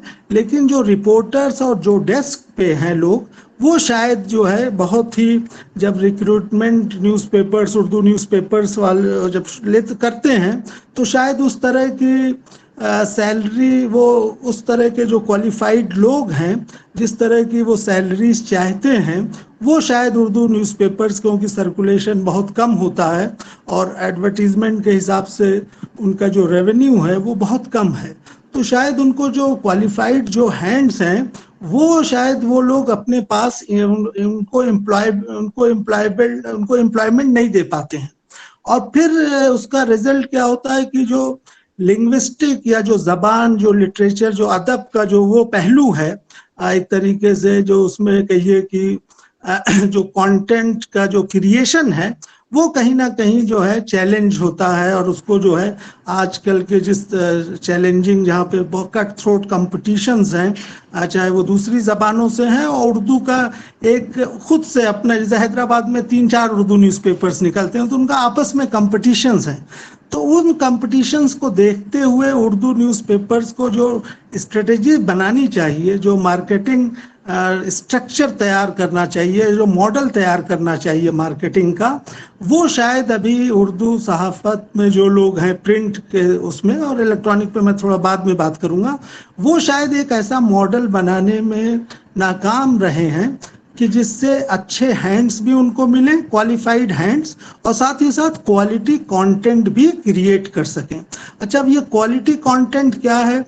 क्वालिटी कंटेंट अगर हमें क्रिएट करना है, तो जाहिर सी बात है कि हमें जो है बहुत सारी रिसर्च करनी होगी कि हमारा जो है, अगर जो रीडर्स, उर्दू का रीडर्स, अगर वो इंग्लिश या हिंदी न्यूज़पेपर्स पढ़ने पे मजबूर है, अलग अलग रीजन्स में, अलग अलग स्टेट्स में, तो क्या कमी रह जा रही है इन हमारे न्यूज़पेपर्स में कि वो जो कंटेंट चाहते हैं वो क्यों नहीं आ पा रहा? तो जाहिर सी बात, इसके लिए रिसर्च करने की ज़रूरत होगी। और साथ ही साथ जो कंटेंट मिसिंग है और जो टारगेट ऑडियंस है, उसको टारगेट करते हुए हमें कंटेंट प्रोड्यूस, पब्लिश करना होगा। तो ये जो चैलेंज है, इसमें थोड़ा सा इन्वेस्टमेंट की ज़रूरत है और क्वालिफाइड हैंड्स, क्योंकि उर्दू में जो बहुत सारी न्यूज़ होती हैं, वो जस्ट जो UNI या PTI जस्ट उसको ट्रांसलेट करके और उसको जो है न्यूज़ बना दी जाती है। उनके अपने रिपोर्टर्स या इन्वेस्टिगेटिव रिपोर्टिंग या एक तरीके से जो न्यूज़ का जो प्रायोरिटी है या जो सिलेक्शन ऑफ न्यूज़ है, वो कहीं ना कहीं से जो दूसरे जो ज़बानों के जो न्यूज़पेपर्स हैं, उस कंपैरिजन में बहुत पीछे हैं। और इसीलिए जो रीडरशिप है, उस पर थोड़ा सा जो डर है कि उर्दू के रीडरशिप जो दिन ब दिन जो है उर्दू रीडरशिप घट रही है। और उसको कुछ लोग उससे जोड़ते हैं कि आज जो है उर्दू जो है रोज़गार की जो है ज़बान नहीं है या एम्प्लॉयमेंट की ज़बान नहीं है। तो मेरा इसमें थोड़ा सा अलग रुख है कि देखिए, जब उर्दू का सबसे अच्छा दौर था, तो उस वक्त भी उर्दू जो है गवर्नमेंट की ज़बान नहीं थी, एम्प्लॉयमेंट की ज़बान नहीं थी। पर्शियन जो है ऑफिशियल लैंग्वेज हुआ करती थी, और तब भी जो है उर्दू के न्यूज़पेपर्स निकलते थे, पर्शियन के न्यूज़पेपर्स उसके पहले निकलते थे। तो सवाल इस बात का है कि आपको ये ज़रूरी नहीं है कि आपका जो न्यूज़पेपर है तो सारे लोग जो है उसको ख़रीदें और सभी लोग पढ़ने लगें। सवाल इस बात का है कि जो आपके पास इस वक्त अवेलेबल रीडरशिप है, उसको किस तरीके से बचाएं, किस तरीके से उसको सस्टेन कर सकें। और अगर हम उनको सस्टेन नहीं कर सकेंगे, तो जो सर्वाइवल है, बहुत सारे जो न्यूज़पेपर्स हैं, उनके लिए बहुत मुश्किल होगा कि वो अपने न्यूज़पेपर्स को आगे बढ़ा सकें। तो ये जो सस्टेनेबल एक तरीके से कहिए कि जो डेवलपमेंट होना चाहिए उर्दू न्यूज़पेपर्स का, उस पर गौर फिक्र होने की ज़रूरत है कि हमें आज के अगर यूथ्स को जोड़ने के लिए इंग्लिश न्यूज़पेपर्स 4-4, 6-6 पेजेस के यूथ स्पेसिफिक कंटेंट दे रहे हैं, या स्पेसिफिक न्यूज़पेपर्स जो है चिल्ड्रन और यूथ को फोकस करके उनके एडिशंस निकल रहे हैं, तो क्या हम इस तरह की कोई कोशिश कर रहे हैं? और कर रहे हैं तो किस हद तक जो है हम उसमें क्या किस तरीके से हम अपने को कंपटीशन में रखने के लिए किस तरह की स्ट्रेटेजी अडॉप्ट कर रहे हैं? क्योंकि अगर हम स्ट्रेटेजीज नहीं बनाएंगे, अब ठीक है ये चैलेंज तो सबके लिए आजकल सैलरी, इवन प्रिंट मीडिया को भी अब चैलेंज हो रहा है इलेक्ट्रॉनिक मीडिया से, इलेक्ट्रॉनिक मीडिया को अब सोशल मीडिया से चैलेंज होने लगा है, तो सबको जो है सब जगह जो है बहुत अच्छी सैलरीज नहीं मिल रही हैं। लेकिन ठीक है, ये बात सही है कि इंडस्ट्रियलाइजेशन की वजह से, जैसे उर्दू आज दैनिक जागरण या सहारा ग्रुप की तरफ से पब्लिश हो रहा है, बड़े बड़े जो है इसको इंडस्ट्रियल ग्रुप्स जो है इसको वो कर रहे हैं, तो सैलरी वाला जो पार्ट है वो शायद अभी भी जो मेजॉरिटी ऑफ द न्यूज़पेपर्स हैं वो इंडिविजुअल लोग चलाते हैं, तो वहाँ पे एक सैलरी का जो कंपोनेंट है उसको जब तक इन्हेंस नहीं किया जाएगा तब तक क्वालिफाइड और प्रोफेशनल जो है लोग नहीं जाएंगे। हमारे यहाँ भी आते हैं लोग कि भाई आप यहाँ स्टूडेंट्स जो आते हैं वो अच्छे ट्रांसलेटर नहीं है, उनको इंग्लिश नहीं आती है, तो मैं ये कहता हूँ भाई आप इंग्लिश भी अच्छी हो, ट्रांसलेशन भी अच्छा आता हो, इंग्लिश से उर्दू और उर्दू से इंग्लिश, तो फिर सैलरी भी उसी हिसाब से चाहिए, क्योंकि जो अच्छे हैं फिर वो दूसरे मीडिया में चले जाते हैं। आजकल मल्टीलिंगुअल जो है हर मीडिया वाले चाहते हैं कि वो जिसको एम्प्लॉय करें वो मल्टीलिंगुअल उसके पास स्किल हो, तो हमारे भी जो अच्छे स्टूडेंट्स हैं वो उर्दू मीडिया में ना जाके इंग्लिश या हिंदी मीडिया में चले जाते हैं, क्योंकि वहाँ पे उनको थोड़ा सा सैलरी का कंपोनेंट अच्छा मिलता है। तो जरूरत इस बात की है कि आप चाहते तो हैं कि आपको प्रोफेशनली और एजुकेशनली अच्छे जो है नए यंग टैलेंटेड जो प्रोफेशन में आ रहे हैं वो लोगों का हैंड्स आप चाहते हैं, लेकिन सैलरी शायद आप जो मिलनी चाहिए वो देने में आप लोग जो वो कामयाब नहीं है। और तो उसके रीजंस भी हैं कि जिस तरह से मार्केटिंग का या रेवेन्यू का इशू है, लेकिन ये इस एक्सक्यूज पे तो आप न्यूज़पेपर को चलाना मुश्किल होगा कि आपके पास रेवेन्यू नहीं है तो आप क्वालिटी से कंप्रोमाइज कर लेंगे, क्योंकि क्वालिटी जो है और रेवेन्यू दोनों अलग अलग चीजें हैं। क्वालिटी मेंटेन करना होगा, रेवेन्यू के लिए अलग मॉडल्स बनाने होंगे, स्ट्रेटेजीज बनानी होंगी। दूसरा जो है जो सबसे अहम जो रहता है कि भाई इस वक्त पाकिस्तान में भी ठीक है, वहां पे भी उर्दू सहाफत का तो बहुत अच्छा होना चाहिए था, लेकिन जो मेरी बातचीत हुई और जिस तरह का एक माहौल है, कुछ लोग कहते हैं कि भाई हिंदुस्तान में कि उर्दू पाकिस्तान की जबान है। मेरे एक दोस्त हैं मजहर साहब गोवा के, तो उन्होंने कहा वो पाकिस्तान में गए तो लाहौर में कुछ यूनिवर्सिटी के स्टूडेंट से बात कर रहे थे, तो उन्होंने कहा कि भाई ये उर्दू में बात करने लगे, तो लड़कों ने कहा वहां के कि नहीं सर आप तो या सिंधी में बात करिए या इंग्लिश में। तो बोले क्यों? तो बोले नहीं उर्दू हमारी जबान नहीं है, वो हिंदुस्तान की जबान है। तो पाकिस्तान वालों के लिए उर्दू जो है हिंदुस्तान की जबान है और हिंदुस्तान में जो है वो पाकिस्तान की जबान है। वो भी एक कॉन्टेक्स्ट है, खैर वो अब एक अलग वो है, लेकिन ये है कि कुछ जो पॉलिटिकल और सोशल इसके जो वो हैं डायमेंशंस वो भी एक तरीके से है। और आजकल का जो जिस तरीके से एक मल्टीकल्चरल सोसाइटी में एक जो आवाज होती है किसी भी कम्युनिटी को, अगर जो पिछड़े हुए हैं या जो एक तरीके से कहिए कि उनको डेवलपमेंट के उसमें इन्वॉल्व करना हो, तो वहाँ पे जो है Urdu as a regional language, क्योंकि उर्दू का जो है as a regional language consider होती है, उसका पैन इंडियन लुक तो है। और रीजनल लैंग्वेज में थोड़ा सा कुछ लैंग्वेज ऐसे हैं जिनके अपने स्टेट्स हैं अलग अलग, लेकिन उर्दू जो है बिखरी हुई है, तो चैलेंजेस और ज्यादा हैं। शायद गुजरात में उर्दू स्पीकिंग पॉपुलेशन नहीं मिलेगी, लेकिन मुस्लिम्स हैं। बंगाली में बंगाली मुस्लिम बंगाली बोलता है, तो वो अलग चैलेंजेस हैं उर्दू के लिए। तो जो उर्दू का थोड़ा स्कैटर्ड है जो एक तरीके से पूरा जो पॉकेट्स हैं, लेकिन कुछ पॉकेट्स ऐसे हैं जैसे यूपी, बिहार, मध्य प्रदेश, राजस्थान, दिल्ली, जहाँ पे उर्दू का बहुत अच्छा जो है मार्केट हो सकता है। और आजकल देखिए जो पूरी मीडिया की जो स्ट्रेटजी है, जो एक तरीके से जो जिस तरीके से उसको बेचा जाता है, वो एक नीश मार्केट जो है तैयार करके उसकी मार्केटिंग होती है।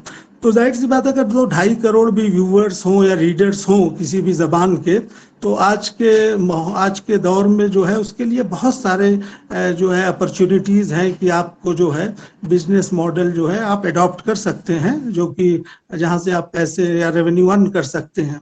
लेकिन शायद इस पे अभी बहुत ज़्यादा कोशिश नहीं हो रही है कि वो किस तरीके का रेवेन्यू जो है अडॉप्ट किया जाए। फिर दूसरा जो चैलेंज है एक कि उर्दू ज़बान को जो है जो इसकी जो स्क्रिप्ट है एक तरीके से नस्ल जो अगर वो देवनागरी में हम यूज़ करेंगे तो शायद हमारी जो अपनी पहचान उर्दू ख़त्म हो जाएगी। इसमें थोड़ा सा मेरी राय ये है कि शायद बहुत पहले भी आप देखें जब उर्दू का अच्छा दौर था तो उर्दू के साथ Persian bilingual, even Aligarh gadget था वो भी बाईलिंगुअल था, इंग्लिश और उर्दू में।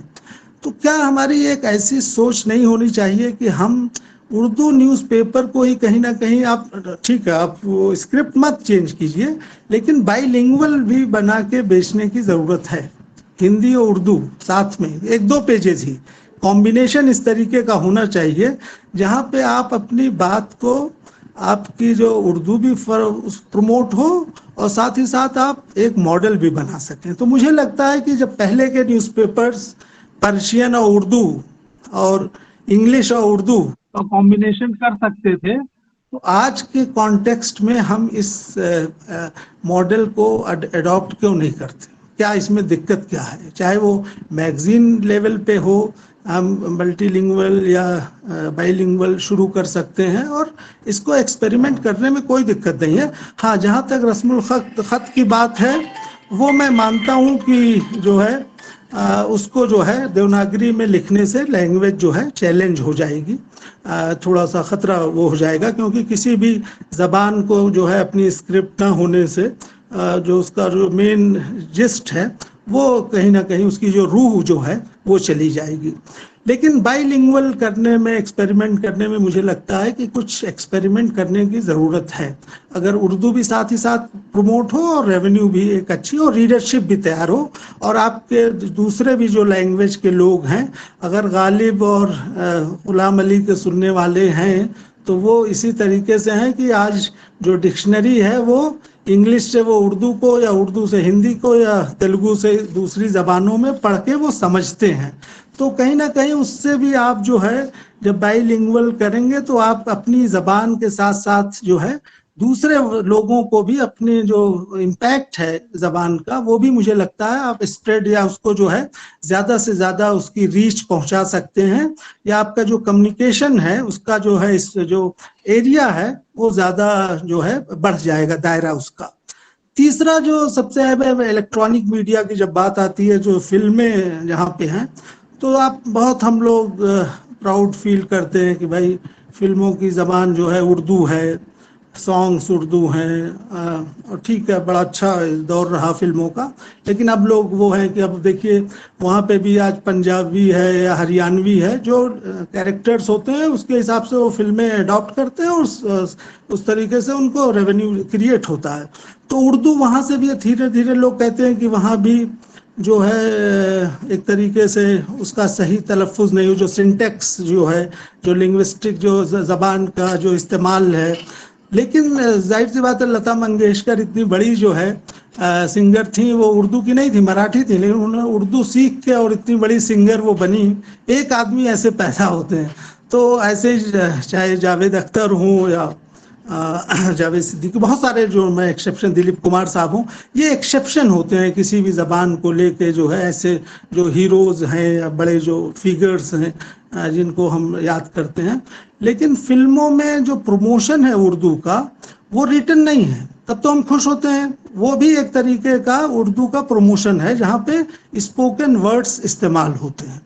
और स्पोकन वर्ड्स क्योंकि वहाँ तो स्क्रिप्ट नहीं है, लेकिन क्या जब हम इलेक्ट्रॉनिक टीवी चैनल से, जब हम डिजिटल प्लेटफॉर्म पे जो कंटेंट क्रिएट हो रहा है, क्या ये वक्त नहीं है कि हम इस तरह के एक्सपेरिमेंट या इस तरह की ज़बान को ज़्यादा से ज़्यादा ऐसे प्रोग्राम को बनाएं जिससे उसकी मकबूलियत जो है या उसकी जो लोगों में लोकप्रियता जिसको कहें या जो उसकी मकबूलियत जो है ज़्यादा से ज़्यादा हासिल हो। क्योंकि हम लोग ये कहते हैं कि भाई फिल्मों में बहुत अच्छा उर्दू का है, ऐसा नहीं है। वहाँ पे भी जो है आप ज़बान जो है, आप जो अच्छी चीज़ होगी वो सबके लिए यूनिवर्सल जो है उसको पसंद करेंगे। तो वहाँ पे भी अब ये है कि उर्दू ज़बान को अगर प्रमोट करना हो तो उर्दू फिल्में भी बननी चाहिए। उर्दू की एक अलग रीजनल फिल्मों के लिए अगर अलग अलग, जैसे तेलुगु फिल्म इंडस्ट्री है, मद्रास की फिल्म इंडस्ट्री है, केरला की फिल्म इंडस्ट्री है, तो एक उर्दू की भी फिल्म इंडस्ट्री होनी चाहिए जिसमें लोग उर्दू की फिल्में बनाएं। अब एक बहुत बड़ा वो रहता है कि नहीं, वो हिंदी फिल्में, उर्दू फिल्में होती हैं लेकिन उनको हिंदी का जो है सर्टिफिकेट दे दिया जाता है। फैक्ट ये है कि जब सर्टिफिकेट के लिए अप्लाई करते हैं तो उस वक्त लिखा जाता है कि आपकी जो फिल्म है वो किस कैटेगरी में आप अप्लाई करते हैं। तो हिंदी में अप्लाई करेंगे तो उसको हिंदी का सर्टिफिकेट मिलेगा, अगर आप उर्दू में अप्लाई करेंगे तो उर्दू का मिलेगा। लेकिन उर्दू की फिल्में बनती कहाँ हैं? उर्दू में ज़बान का इस्तेमाल होना और उर्दू को प्रमोट करने के लिए फिल्मों में कंट्रीब्यूट करना, दोनों अलग अलग चीज़ें हैं। तो आज ज़रूरत है, अगर फिल्मों में भी हमें जाना है तो हमें अपनी फिल्मों के बनाने के लिए एक इंडस्ट्री डेवलप करना होगा जहाँ पे अच्छे राइटर्स जो है, अच्छे प्रोड्यूसर्स, अच्छे डायरेक्टर्स उर्दू के लिए जो है फिल्में बना सकें। और ये हो सकता है आजकल के जो देखिए जिस तरह का मल्टीप्लेक्स का जो कल्चर है, फिल्में जो है आजकल बहुत उसको मॉडल क्रिएट करना होगा। उर्दू की जो रिचनेस है उसको एक्सप्लोर करने के लिए बहुत सारा जो है आपको फिल्में जो है वो प्रोवाइड करती है प्लेटफॉर्म। लेकिन आप ये नहीं कह सकते कि आप फिल्में जो है पहले होती थी उर्दू में अब नहीं हो रही हैं। जाहिर सी बात है, वो भी कॉमर्शियलाइजेशन की वजह से वहाँ ज़बान जो बिक रही है उसको अडॉप्ट कर रहे हैं। लेकिन अगर उर्दू को प्रमोट करना है तो आपको अपना जो है इंडस्ट्री डेवलप करना होगा, अपनी फिल्में अपनी सर्टिफिकेट से इशू करानी होंगी। इसी तरीके से एक और है कि टेलीविज़न चैनल्स में भी जब जो व्यूअर्स है, इलेक्ट्रॉनिक मीडिया पार्टिकुलर मैं टीवी चैनल में था, तो वहाँ पे जब ज़बान अगर बहुत ही आप खलीज, बहुत ही सख्त, मतलब बहुत ही लिटरेरी लैंग्वेज इस्तेमाल करते हैं तो शायद आपका जो व्यूअर है वो अनपढ़ है, इलिटरेट है, उसके लिए वो समझ में नहीं आएगा। तो जैसे हिंदी चैनल्स है या दूसरे चैनल्स हैं वो आम फहम ज़बान यूज़ करते हैं, तो उस तरह की ज़बान आपको यूज़ करना होगा। कहीं ना कहीं कुछ उर्दू को प्रमोट करेंगे लेकिन सारे प्रोग्राम्स आप जो है लिटरेरी बेस्ड या उर्दू ज़बान पे बेस्ड नहीं कर सकते, क्योंकि वहाँ पे भी इंटरटेनमेंट जो वैल्यूज़ हैं, जो जिससे आप मार्केट जो रेवेन्यू जो जनरेट होता है और जो आपके व्यूअर्स हैं उस हिसाब से जो है उसकी ज़बान का इस्तेमाल होना चाहिए। और वहाँ पे भी जो है आजकल आप देखें, चाहे वो न्यूज़ चैनल्स हों उर्दू के या इंटरटेनमेंट चैनल्स हों, वहाँ पे भी वही दिक्कत है जो कि हिंदी चैनल्स के लिए हैं या रीजनल चैनल्स कि डायरेक्ट क्वालिफिकेशन, मतलब डिग्री कहीं से कंप्लीट करते हैं और फ़ौरन जॉब में आ जाते हैं और वो वहाँ पे उनके पास कोई एक्सपीरियंस नहीं होता। जबकि एनडीटीवी में जो है जब कंटेंट इतना रिच क्यों है, मैंने पता किया भाई ये वजह क्या है, तो वहाँ पे जो लोग ऑफ द स्क्रीन हैं उन सब का एक्सपीरियंस आफ्टर 40 ईयर्स वहाँ पे एम्प्लॉयमेंट करते हैं। 10-20 साल जिनका प्रिंट में जो है ऑलरेडी जो है इन्होंने अपनी खिदमत दी होती हैं, तब वहाँ पे वो लोग इंगेज करते हैं। तो जो एनडीटीवी का कंटेंट है इसीलिए बहुत रिच तैयार होता है, क्योंकि उनके यहाँ ऑलरेडी प्रोफेशनल और एक्सपीरियंस्ड लोगों को वो रिक्रूट करते हैं। और जो दूसरे आजकल चाहे दूसरे चैनल्स हो या उर्दू चैनल्स हो, जब आप डायरेक्टली रिक्रूट करेंगे और उनकी ट्रेनिंग नहीं होगी तो फिर जो कंटेंट जो क्रिएशन होगा उस पर इम्पैक्ट पड़ेगा, वो अच्छा नहीं होगा। तो इस चीज़ को सोचना है कि डिपार्टमेंट से जो स्टूडेंट्स प्रोड्यूस हों, चाहे वो किसी भी ज़बान के हों, उनको एक तो थोड़ा सा लिंग्विस्टिक जो वो है उसकी अहमियत, साथ ही साथ लिटरेचर की अहमियत भी होनी चाहिए और ट्रांसलेशन की भी, जैसे आप सर हमेशा कहते हैं कि हिंदी में जो जो गड़बड़ियाँ होती हैं, आपका तो उसी पे लेक्चर होता है कि किस तरीके से ज़बान में जो है गलत उसका इस्तेमाल होता है। वैसे उर्दू में भी बहुत सारे जो है अल्फाज हैं जो गलत तरीके से यूज़ होते हैं। वो यही है कि जो है उनको ट्रेनिंग नहीं है। तो ज़रूरत इस बात की है कि जो स्टूडेंट्स अलग अलग इंस्टीट्यूशंस में मास कम्युनिकेशन के हैं, वहाँ पे थोड़ा ट्रांसलेशन, लिटरेचर और लिंग्विस्टिक जो वो है उस पर भी फोकस होना चाहिए। हम लोग ये समझते हैं कि ये चीज़ें तो स्टूडेंट्स को आ ही रही होंगी, ऐसा नहीं है। वो तो किसी भी स्ट्रीम से आता है और उसको शायद ये सब चीज़ें नहीं पता होती हैं। तो ये भी हमें करने की ज़रूरत है। और साथ ही साथ उर्दू सहाफ़त को जो सबसे बड़ा चैलेंज है, या उर्दू की जो बुक्स हैं उर्दू जर्नलिज्म की, उनमें कोई एनालिसिस, कंटेंट एनालिसिस की कमी है। अभी मेरे एक रिसर्च स्कॉलर हैं जिन्होंने 2 उर्दू न्यूज़पेपर्स हैदराबाद के लिए और 2 इंग्लिश न्यूज़पेपर्स उसकी कंटेंट एनालिसिस कर रहे हैं। फर्स्ट टाइम मुझे लगता है उनकी स्टडी होगी जिसमें क्लियर ये पता चलेगा कि क्या डिफरेंस है इंग्लिश और उर्दू न्यूज़पेपर्स के पब्लिकेशन में। 1 साल के पब्लिकेशन की वो स्टडी कर रहे हैं, फाइनल स्टेज में है। तो इस तरह की जो है स्टडीज़ करने की ज़रूरत है कि अगर हम जिस वक्त प्री इंडिपेंडेंस उर्दू का सबसे अच्छा दौर था, तो उस वक्त जो कंटेंट पब्लिश होता था वो जो है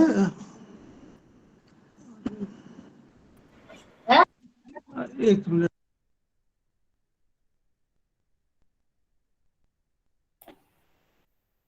एचएम भाई, माइक आपका माइक अनम्यूट हो गया। सर। हाँ सर, सॉरी सर। एक हमें ज़रूरत इस बात की है कि जब उस वक्त के जो भी न्यूज़पेपर्स थे उनका भी कंटेंट एनालिसिस करना चाहिए कि क्या ओरिएंटेड था, पॉलिटिकली ओरिएंटेड क्रिएशन था ज़्यादा, या उसमें अदब से रिलेटेड चीज़ें थी, इंटरटेनमेंट से जो है या इंफोटेनमेंट से बेस्ड क्या स्टोरीज थी। वो एनालिसिस करने की ज़रूरत है कि उसको उस वक्त इतनी मकबूलियत क्यों थी उर्दू न्यूज़पेपर्स को, और आज के कॉन्टेक्स्ट में हिंदी या दूसरे न्यूज़पेपर्स जो है क्यों इतने मकबूल हैं, अगर वो हैं, या इंग्लिश न्यूज़पेपर्स। तो इस तरह की स्टडीज़ शायद हमारे जो उर्दू मीडिया के जो ऑर्गेनाइजेशंस हैं उनको इस पे जो है थोड़ा सा फंडिंग करके ये रिसर्च भी करनी होगी कि हमें कंटेंट को कैसे क्रिएट करना है और कैसे डेवलप करना है। तब आप जो है रीडर्स, आप धीरे धीरे रीडरशिप जो है डेवलप कर सकेंगे, क्योंकि ये सब चीज़ें टाइम लगती हैं। इंडिया में तो अभी डेटा वर्ड जो है, बड़े बड़े जो इंग्लिश न्यूज़पेपर्स हैं उन लोगों ने भी अपना वो नहीं रखा है जो कोई रिसर्च विंग। लेकिन आज डेटा जर्नलिज्म की जिस तरीके से अहमियत है उसको जो है नकार नहीं सकते। पूरा कंटेंट जो है आप बैठे बैठे क्रिएट कर सकते हैं।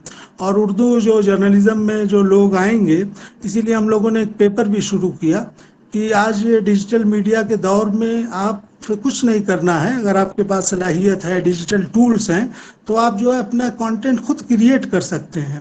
और लेआउट डिज़ाइनिंग परफेक्टली आप टेक्निकली जो है साउंड हो, आपके पास पूरे स्किल्स हों, तो डेटा जर्नलिज्म की बारीकियां समझते हुए आप बहुत कुछ कंट्रीब्यूट कर सकते हैं। और उसमें उर्दू भी, जाहिर सी बात है, आप उर्दू को प्रमोट कर सकते हैं।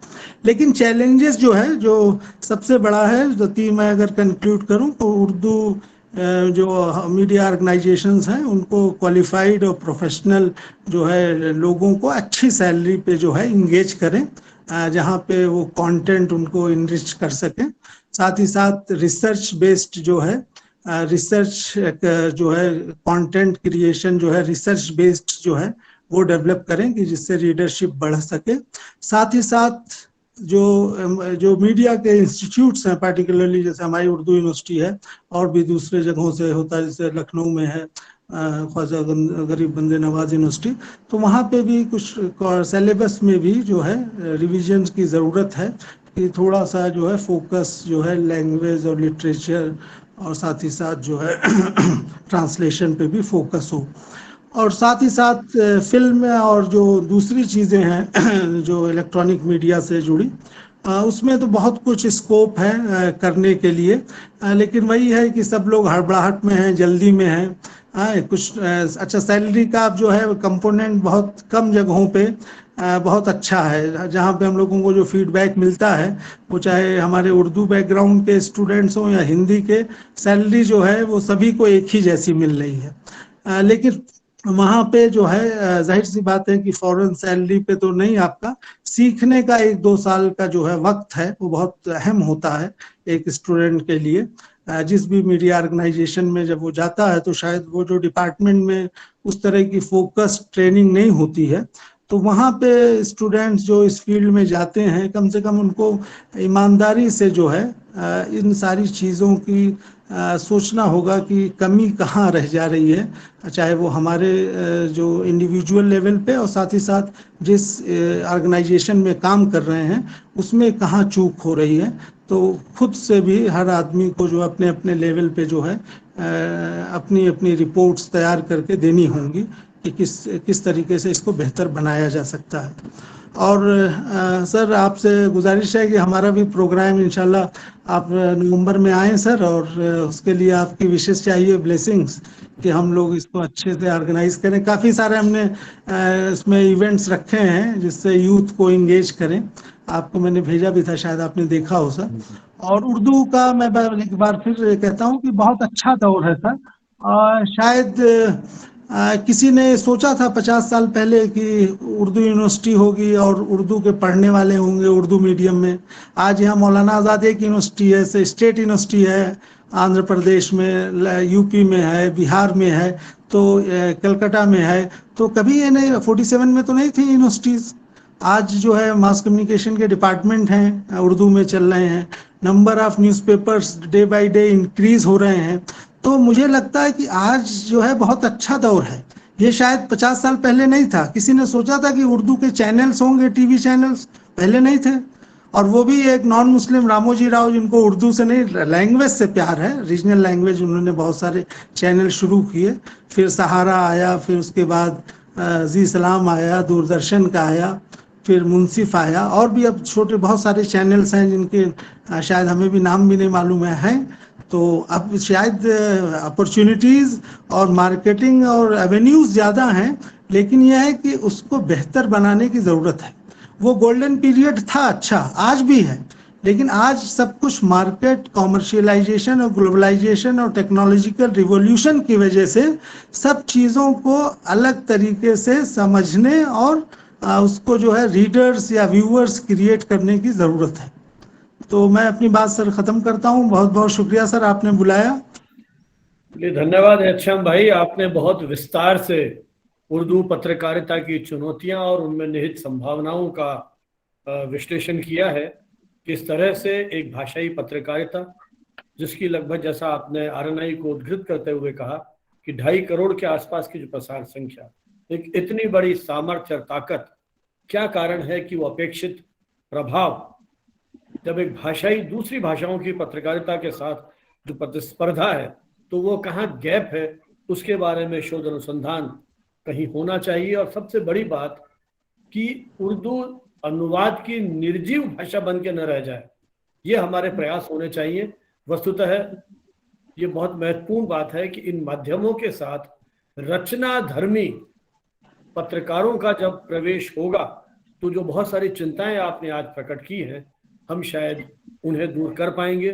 गुणवत्ता का क्षरण जिस तरह से इस लोकतांत्रिक व्यवस्था में अन्य क्षेत्रों में हो रहा है, उर्दू पत्रकारिता भी शायद उससे अप्रभावी नहीं है। वेतन की बात हो, क्वालिफाइड जर्नलिस्ट की बात हो, रिसर्च की बात हो, टेक्स्ट बुक्स की बात हो, तो ये कुछ इस तरह की चुनौतियां हैं जो पिछले कुछ वर्षों में हम महसूस कर रहे हैं। लेकिन जैसा आपने कहा कि लखनऊ स्थित विश्वविद्यालय, आपका विश्वविद्यालय, मेरे ख्याल भारतीय जनसंचार संस्थान भी डिप्लोमा कोर्स उर्दू पत्रकारिता में संचालित कर रहा है। तो देश के अलग अलग मंचों पर इस प्रकार के जो प्रयत्न हो रहे हैं, जब इन प्रयत्नों में और अधिक गंभीरता आएगी, जब इसके साथ वास्तव में इस भाषा के प्रति एक स्नेह और जुड़ाव रखने वाले व्यक्तित्व विद्यार्थी जुड़ेंगे, तो शायद हम उन सारी चुनौतियों पर, समस्याओं पर कहीं विजय प्राप्त कर पाएंगे। औद्योगिकरण से जिस तरह से एक बदलाव हुआ है, उस बदलाव को कहीं ना कहीं ये संचार माध्यम अपनाने के लिए उर्दू पत्रकारिता में जो लोग जुड़े हुए हैं उसकी ओर प्रयत्नशील हैं। और एक बहुत महत्वपूर्ण संकेत कि उर्दू फिल्मों के माध्यम से, क्योंकि भाषा जब जन जन की भाषा बनती है, मैं तो हमेशा से कहता हूँ कि संचार माध्यम हमारे मीडिया शिक्षक भी हैं। जब इस तरह का प्रयोग होगा और जब भाषाओं का एक दूसरे के साथ जुड़ाव होगा, भाषा जब उर्दू भाषा का हिंदी के साथ जुड़ाव होता है, मैं तो कई बार जब हमारे मित्रों को पढ़ता हूँ इस तरह की भाषा के प्रयोग, तो मुझे लगता है कि भाषा की संप्रेषणीयता बहुत अधिक बढ़ जाती है। वो शब्द हमारे उस संस्कारों से इतना घुल मिल जाते हैं कि हमें ये महसूस नहीं होता है कि ये शब्द किसी दूसरी भाषा से आयातित है, वो हमारी उस संस्कृति में एक तरह से घुल मिल जाता है। तो भाषाओं का ये मिलन अंततः हमारे देश के उस स्नेह, सौहार्द और सद्भाव के मूल्यों को भी आगे बढ़ाने में योग देगा। आपने बहुत विस्तार से जिस तरह से एक दिशा बोध देने की दिया है, हम बहुत आभारी हैं। और ये मंच हालांकि 1.5 घंटे से ऊपर का समय हो गया है, लेकिन फिर भी हमारे कुछ मित्र यदि कोई अपनी टिप्पणी या सवाल हमारे विशेषज्ञों से है तो बहुत संक्षेप में मैं आमंत्रित करता हूं कि अपना वीडियो ऑन करें, क्योंकि रिकॉर्डिंग हो रही है। अपना नाम बताएं, अपना परिचय दें, और कोई भी उनकी टिप्पणी हो या प्रश्न हो, जिज्ञासा हो, वो आमंत्रित है।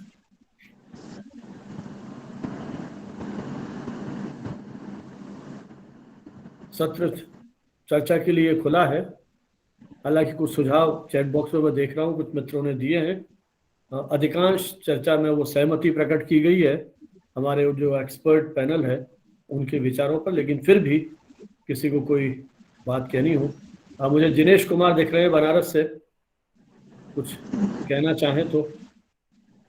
हाँ दिनेश जी, कोई टिप्पणी आपकी? अतुल मिश्रा भी हैं कुरुक्षेत्र से, जिनको मैं पहचान पा रहा हूँ।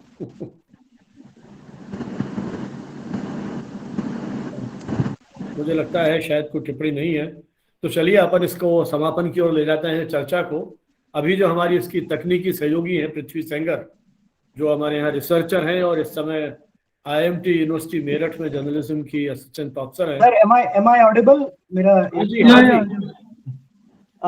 Sir, first of all thank you for a well read presentation।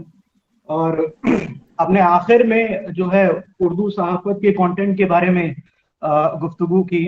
मैं तो बीच सर में आपसे पूछूंगा आपको अपना थोड़ा परिचय दे देना आप, चूंकि रिकॉर्डिंग हो रही है, कोई सुनेगा तो थोड़ा जानकारी रहेगी कि आप कहाँ से हैं और क्या कर रहे हैं। जी जी मैं मोहम्मद साकिब सर हूँ और जामिया मिल्लिया इस्लामिया यूनिवर्सिटी से PhD कर रहा हूँ, centre for media and culture and governance department से।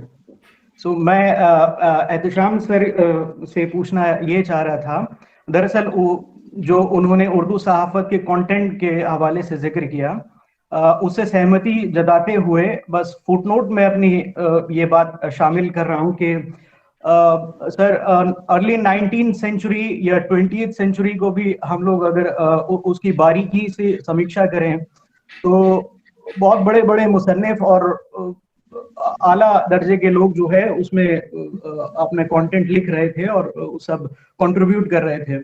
आप 1930s और 20s में देखें तो एहसान एक न्यूज़पेपर था जिसमें कि अल्लामा इकबाल और आपका Hussain Ahmad Madani, founder of Jamia Millia Islamia and the third principal of Darul Uloom Deoband, they were exchanging their thoughts about secularism, composite culture, ethnicity and all other major issues.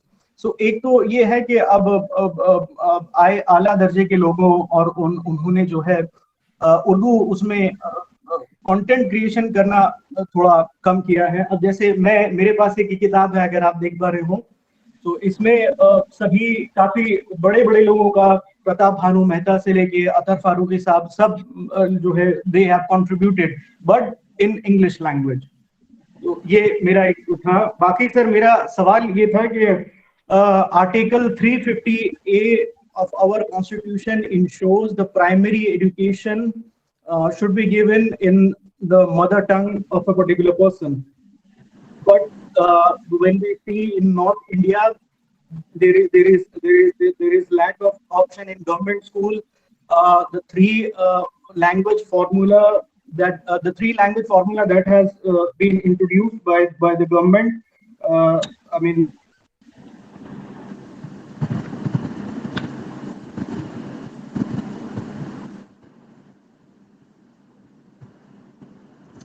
हाँ साकिब, मेरे ख्याल से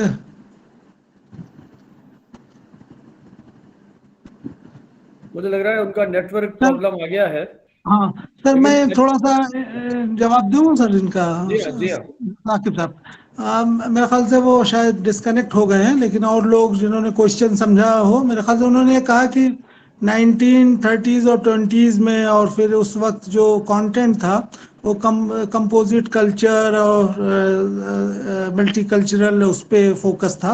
तो जाहिर सी बात है कि उस वक्त भी जिस सोसाइटी में जो एग्जिस्ट करती थी वहाँ पे भी कंपोजिट कल्चर और जो मल्टीलिंगुअल कल्चर की जो अहमियत है उस वक्त भी उसको उतनी ही इम्पोर्टेंस थी जो आज होनी चाहिए।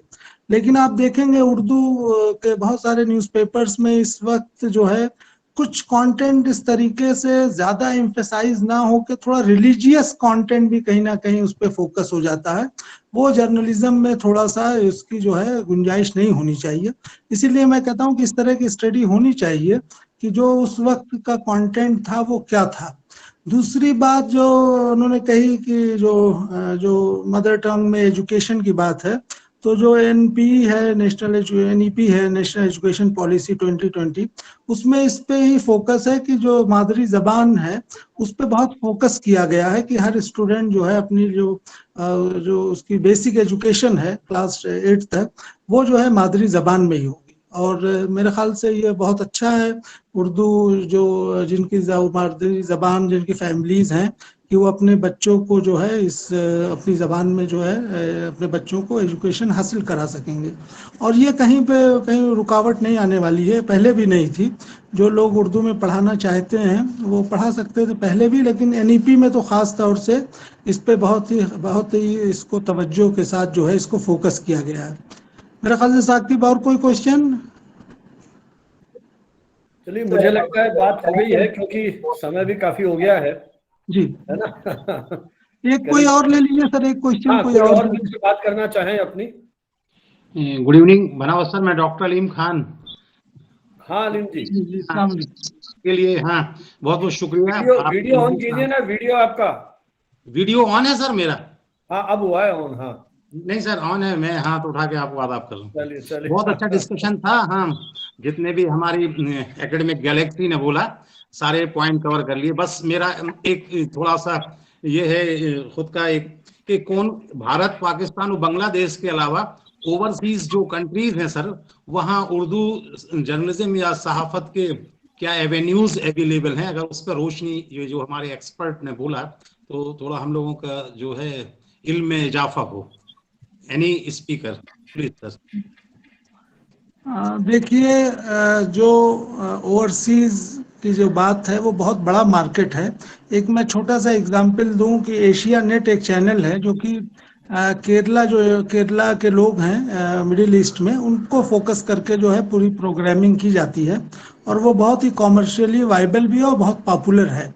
और जहाँ तक बात है पाकिस्तान, बांग्लादेश, हिंदुस्तान, ये अगर तीनों कंट्रीज के जो उर्दू पॉपुलेशन जो टारगेट जो ऑडियंस है जो लोग वहाँ पे ओवरसीज कंट्रीज में हैं, अगर इन तीन कंट्रीज को फोकस करके कंटेंट क्रिएट किया जाए, चाहे वो, और लोग कर भी रहे हैं, बहुत सारे जो न्यूज़पेपर्स हैं और लोग अलग, चाहे यूएसए हो, कनाडा हो, इंग्लैंड हो, हर जगहों पे निकलते हैं और बड़े पॉपुलर हैं जो एनआरआईज हैं वहाँ पे।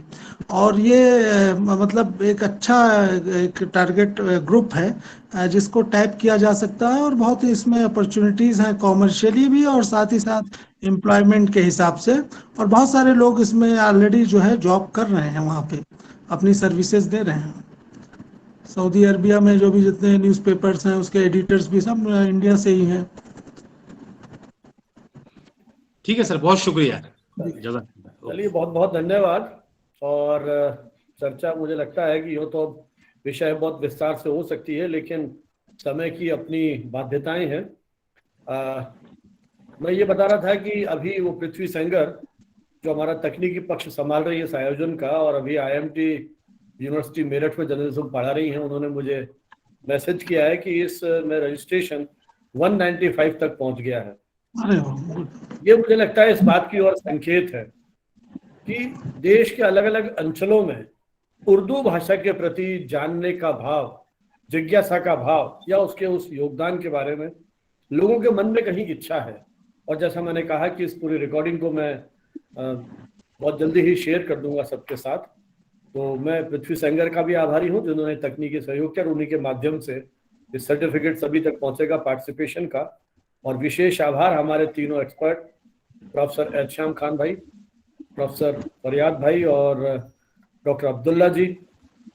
मैं उनसे कल यही कह रहा था जब उन्होंने मुझे अपना CV भेजा कि जहाँ जहाँ वो पढ़े और PhD किया उन सारे विश्वविद्यालयों में कभी न कभी मेरा किसी न किसी रूप में आना जाना रहा। तो अच्छा लगता है जब उन्हीं विश्वविद्यालयों के या हमारे युवा विद्यार्थी इस क्षेत्र में आते हैं, रिसर्च करते हैं और फिर अपने साथ जब एक्सपर्ट पैनल में बैठ करके चर्चा करते हैं तो एक सुकून मिलता है कि किस तरह से इन्होंने अपनी एक पोजीशन बनाई है और इस विषय में उन्होंने एक एक्सपर्टी प्राप्त करने के लिए लगातार जो श्रम किया है। क्योंकि हम आजीवन विद्यार्थी होते हैं, निरंतर सीखते हैं।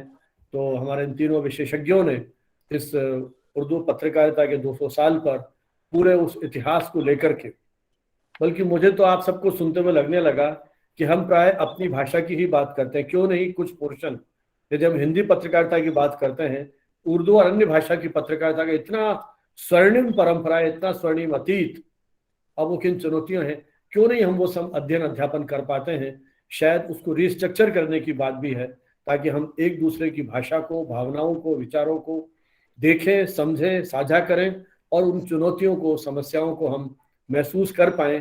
तो शायद एक नए भारत के निर्माण में अपनी एक रचनात्मक भूमिका का निर्वाह कर पाएंगे। आप सभी यहाँ सम्मिलित हुए।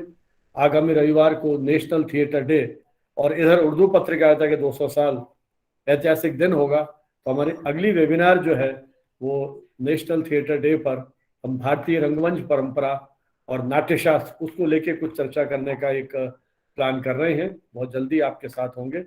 मैं आप सभी के प्रति बहुत बहुत आभारी, इस उम्मीद में कि आने वाले समय में उर्दू पत्रकारिता के इस आने वाले दौर में हम एक नए तेवर और नई गुणवत्ता के साथ, जैसा हमारे विशेषज्ञों ने कहा, देखने का मौका मिलेगा। बहुत बहुत धन्यवाद, शुक्रिया। जय हिंद, जय भारत।